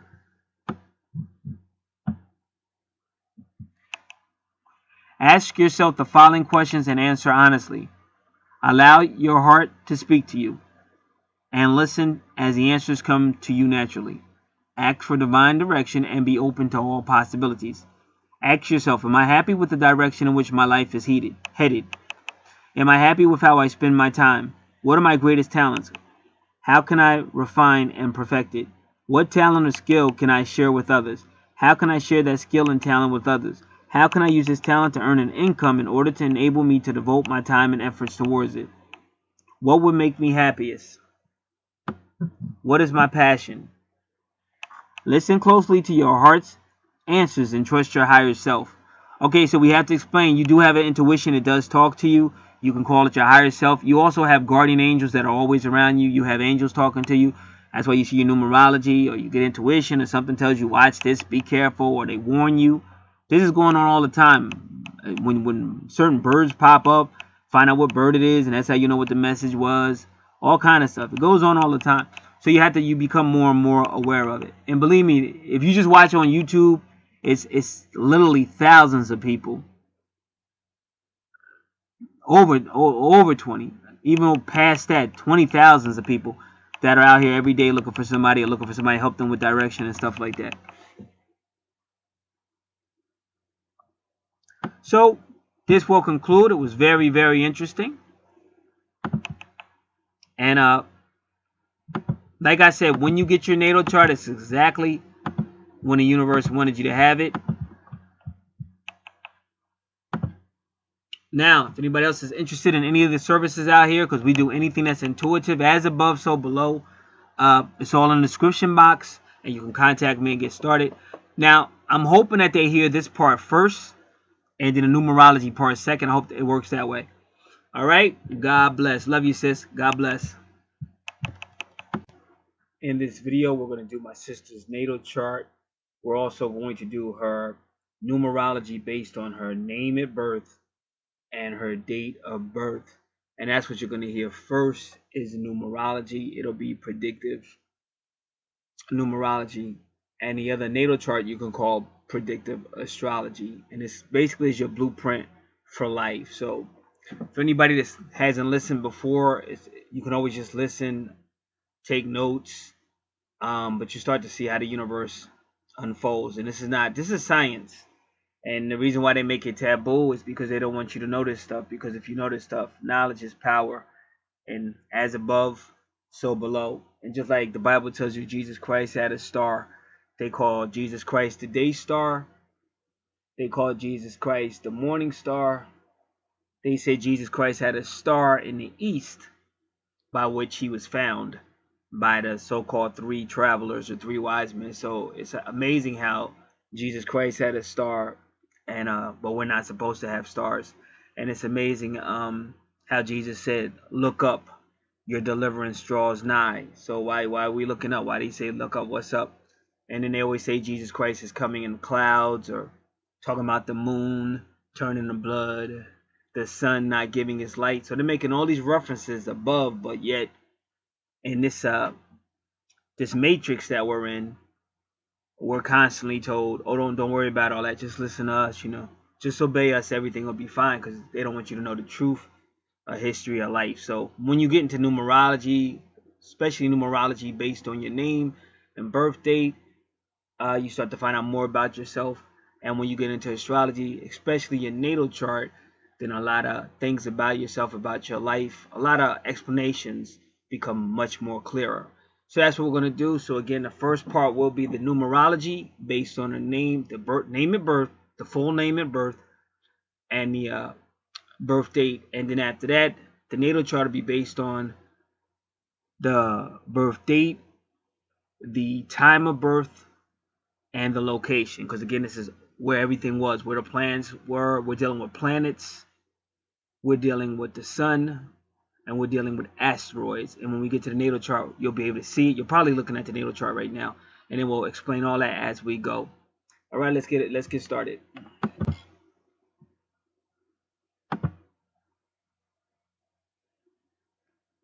Thanks for requesting your free numerology reading here at numerologist.com. Over the next few minutes, I'm going to give you a quick yet deeply revealing analysis of your unique numerology chart based on your given name and date of birth. There are 5 elements that form the core of your chart and that most massively impact your life. They are the life path, birthday number, soul urge, expression, and personality number. And by intimately understanding your numbers, you'll uncover many fascinating truths about who you are, how others perceive you, and the unique opportunities that lay ahead. The most important number in your numerology chart is your life path. It reveals your most fulfilling life direction and the major lessons you're here to learn. It highlights the specific opportunities and challenges you'll encounter and your unique personality traits that will help you on your journey. Your life path is calculated by simply adding up the digits of your date of birth. Your life path number is a 4, and this tells me a lot about you. You are a natural leader and possess enormous strength, integrity, and discipline. You have a deep understanding of how things work and the unwavering ability to support yourself and those around you with little effort. Your success in life is not due to luck. It comes from your honesty and commitment to excellence. You are reliable, persevering, and can turn something ordinary into something extraordinary. You're diligent, organized, and when it comes to the task at hand, you get it done no matter what. You are a true survivor and push through even the biggest obstacles courageously. While you have a tendency to overwork and can often spread yourself too thin, it's only because you're never willing to give up and love nothing more than to see results. You have the rare gift of being able to guide others through adversity while keeping both feet on the ground. Continue to do this, and you'll effortlessly achieve your full life path potential. Next, let's look at what is known as your expression. This is another extremely important element in your numerology chart, as it highlights your natural talents and abilities, many you likely didn't know you had. It's often called the destiny number because it reveals a great deal about your potential and what you're meant to accomplish in this lifetime. While your life path is calculated using your date of birth, your expression is calculated by analyzing the letters of your full name at birth. Why your name? It represents the inheritance of your personal history up to the moment of your birth. Each letter and corresponding number, like a mosaic, combine to form the complete picture of who you are and who you're meant to be. Your name at birth is said to be the blueprint of your potential. To get a free personalized expression reading based on your full name, please enter it below. All right, I'm going to do that right now. All right, he's going to calculate, and then you'll hear him.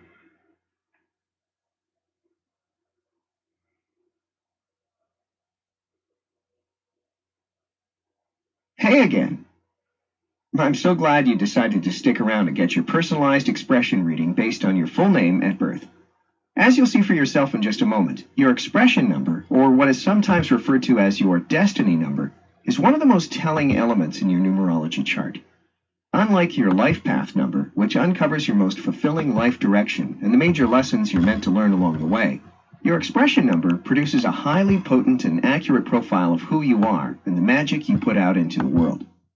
It reveals the innate gifts you were born with and predicts your ultimate potential.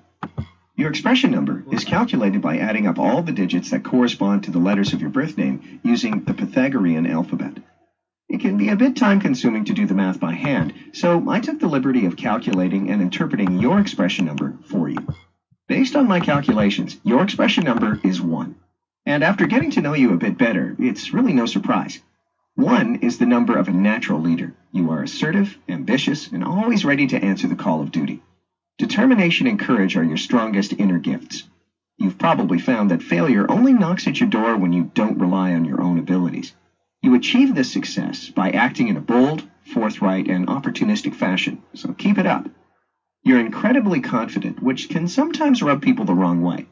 While those with a lower sense of self may see you as selfish or egotistical at first, your unwavering loyalty and level-headedness makes you quick to diffuse any tension and inspire those around you to step up and succeed.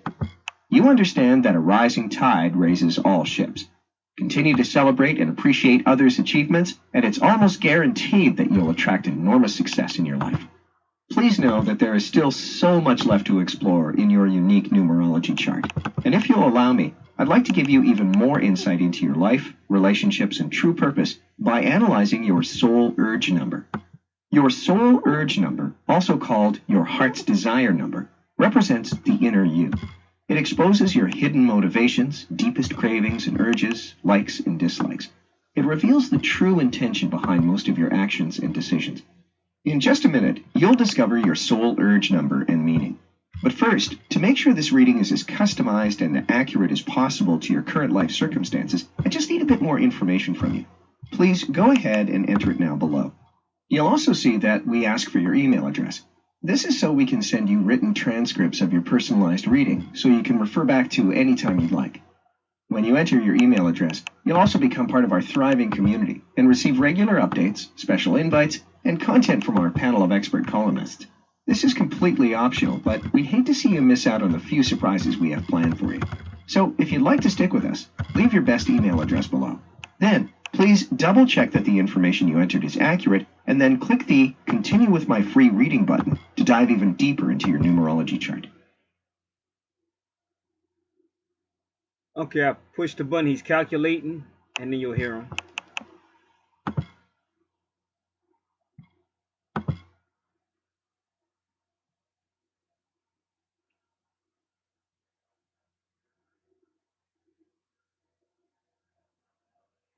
I've got all the information I need to complete your personalized numerology reading, and you guessed it, I saved the best for last. Now, a word of caution. The information I'm about to share with you is incredibly intimate and may raise a hair or two. Most people are often shocked at the accuracy of these readings, and I think you will be too after you hear the intriguing truths I've discovered about your personality, hidden motivations, and true purpose. If you choose to listen on, do so with an open mind, and this insight is sure to bring you immeasurable rewards. I'll start by examining your soul urge number. Your soul urge, also called your heart's desire, shows what your soul needs to grow and evolve in life and relationships. Like your expression number, it's derived from assigning numerical values to the letters of your full birth name using the Pythagorean alphabet. Except, in the case of your soul urge, you look only at the vowels. Here's why. Consonants are pronounced with sharp edges and have a definitive beginning or end. They represent your public personality and the traits you outwardly share with the world. On the other hand, vowels are pronounced from free-flowing breath and have softer edges. They represent the true, tender, and often hidden you, and reveal your deepest soul urges, many you likely didn't know you had. The famous Renaissance doctor, translator, and astrologer Marsilio Ficino devoted much of his life to studying the incredible ways one's life improves when he or she follows the promptings of the soul. The benefits he encountered were undeniable. So, are you curious to know what your soul urge says about you? After analyzing the vowels of your full birth name, I've discovered that your soul urge number is 8. Whether you know it yet or not, you are a true visionary. You can see the big picture, move quickly, and have a long list of achievements for which you are very proud. Your ability to stay organized while achieving great goals makes you executive material. You're a natural leader and a source of security and strength for those around you. You have a strong calling to be in a position of power where you manage money, resources, or people. You You tend to get easily frustrated with people who slack off or think small, but it's only because it's your soul's urge to do everything in a big way. Your motto is go big or go home. Remember to slow down and loosen the reins from time to time, and there's no doubt that you'll achieve the respect, greatness, and success your soul craves. When it comes to relationships, you have high standards. Because you are so ambitious, you tend to lack emotional flexibility and neglect romantic gestures, which can be challenging for your partner. You truly need a kindred soul in your life, someone as determined and capable as you who can help you slow down where it counts and become the object of your affection. With the right person, you're capable of unmatched levels of love and connection. But that's not all I've discovered about you. Like an onion, you have many, many layers, and after digging a little deeper into your numerology chart, I can see that you have plenty of unique traits and personality quirks left to explore. I get a sense that you're very intuitive, perceptive, and somewhat psychic. I believe that you often know things will happen before they do, and have the amazing ability to read people. This is one of the reasons why people find it really impossible to lie to you, especially children. I sense that you're very outgoing, social, and friendly. While I don't think you try to be the belle of the ball, people see you as very charming and an excellent hostess. Your friends, family, and colleagues hold you in very high regard and respect you greatly. You don't look your age. In fact, I think you are incredibly beautiful and attractive to men both younger and older than you. With that being said, you are not vain least. Rather, you are confident, trendy, and focus a great deal on your physical health, even though you find it difficult to keep weight off and aren't as thin as you once were. Over the years, I expect you've become much more selective as far as your friends are concerned. You probably have a lot of acquaintances, but are cautious of who you let into your inner circle. You just aren't interested in being friends with women who are catty or play mind games. I feel that you have a genuine love of people and couldn't be cold or insensitive if you tried to be. I get the sense that you're always the one to help others, whether it be your children, siblings, aging parents, or colleagues. You are the glue that holds things together. At times, I imagine you feel somewhat taken advantage of, as you're always available to lend a helping hand, but find that it's not reciprocated or appreciated. Because you're so generous with your time and attention, I get the feeling that you often find yourself around negative or needy people. Do be careful not to let their poisonous energy wear off on you. As someone as intuitive of you, you can be a bit of a sponge and pick up the emotions, fears, and insecurities of others. Although you're incredibly intuitive, you're also intellectual and always on the lookout for something to do to keep yourself busy. I think you probably identify with the term perfectionist and tend to question things. I see you as diplomatic, organized, and comfortable making decisions. You're likely much better suited as a professional than a housewife.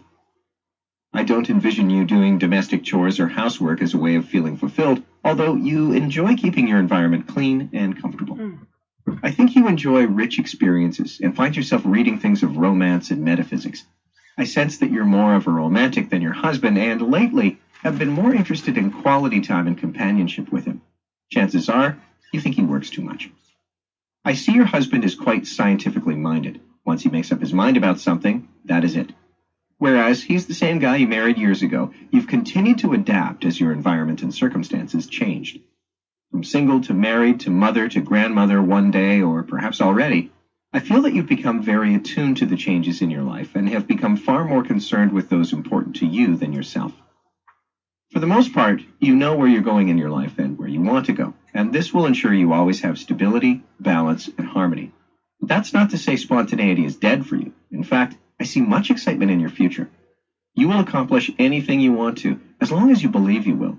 You've overcome many obstacles and will continue to help others well into the future. You are a beautiful person, both inside and outside, and I suspect you'll live for many more years in good health, prosperity, and happiness.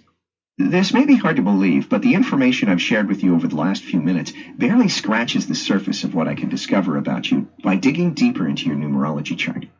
After just looking at your life path, expression, and soul urge numbers, I can say that you have a truly unique number combination. In fact, there's nothing I'd love more than to spend hours exploring every aspect of your chart, and that includes analyzing the numbers that appear to be missing altogether.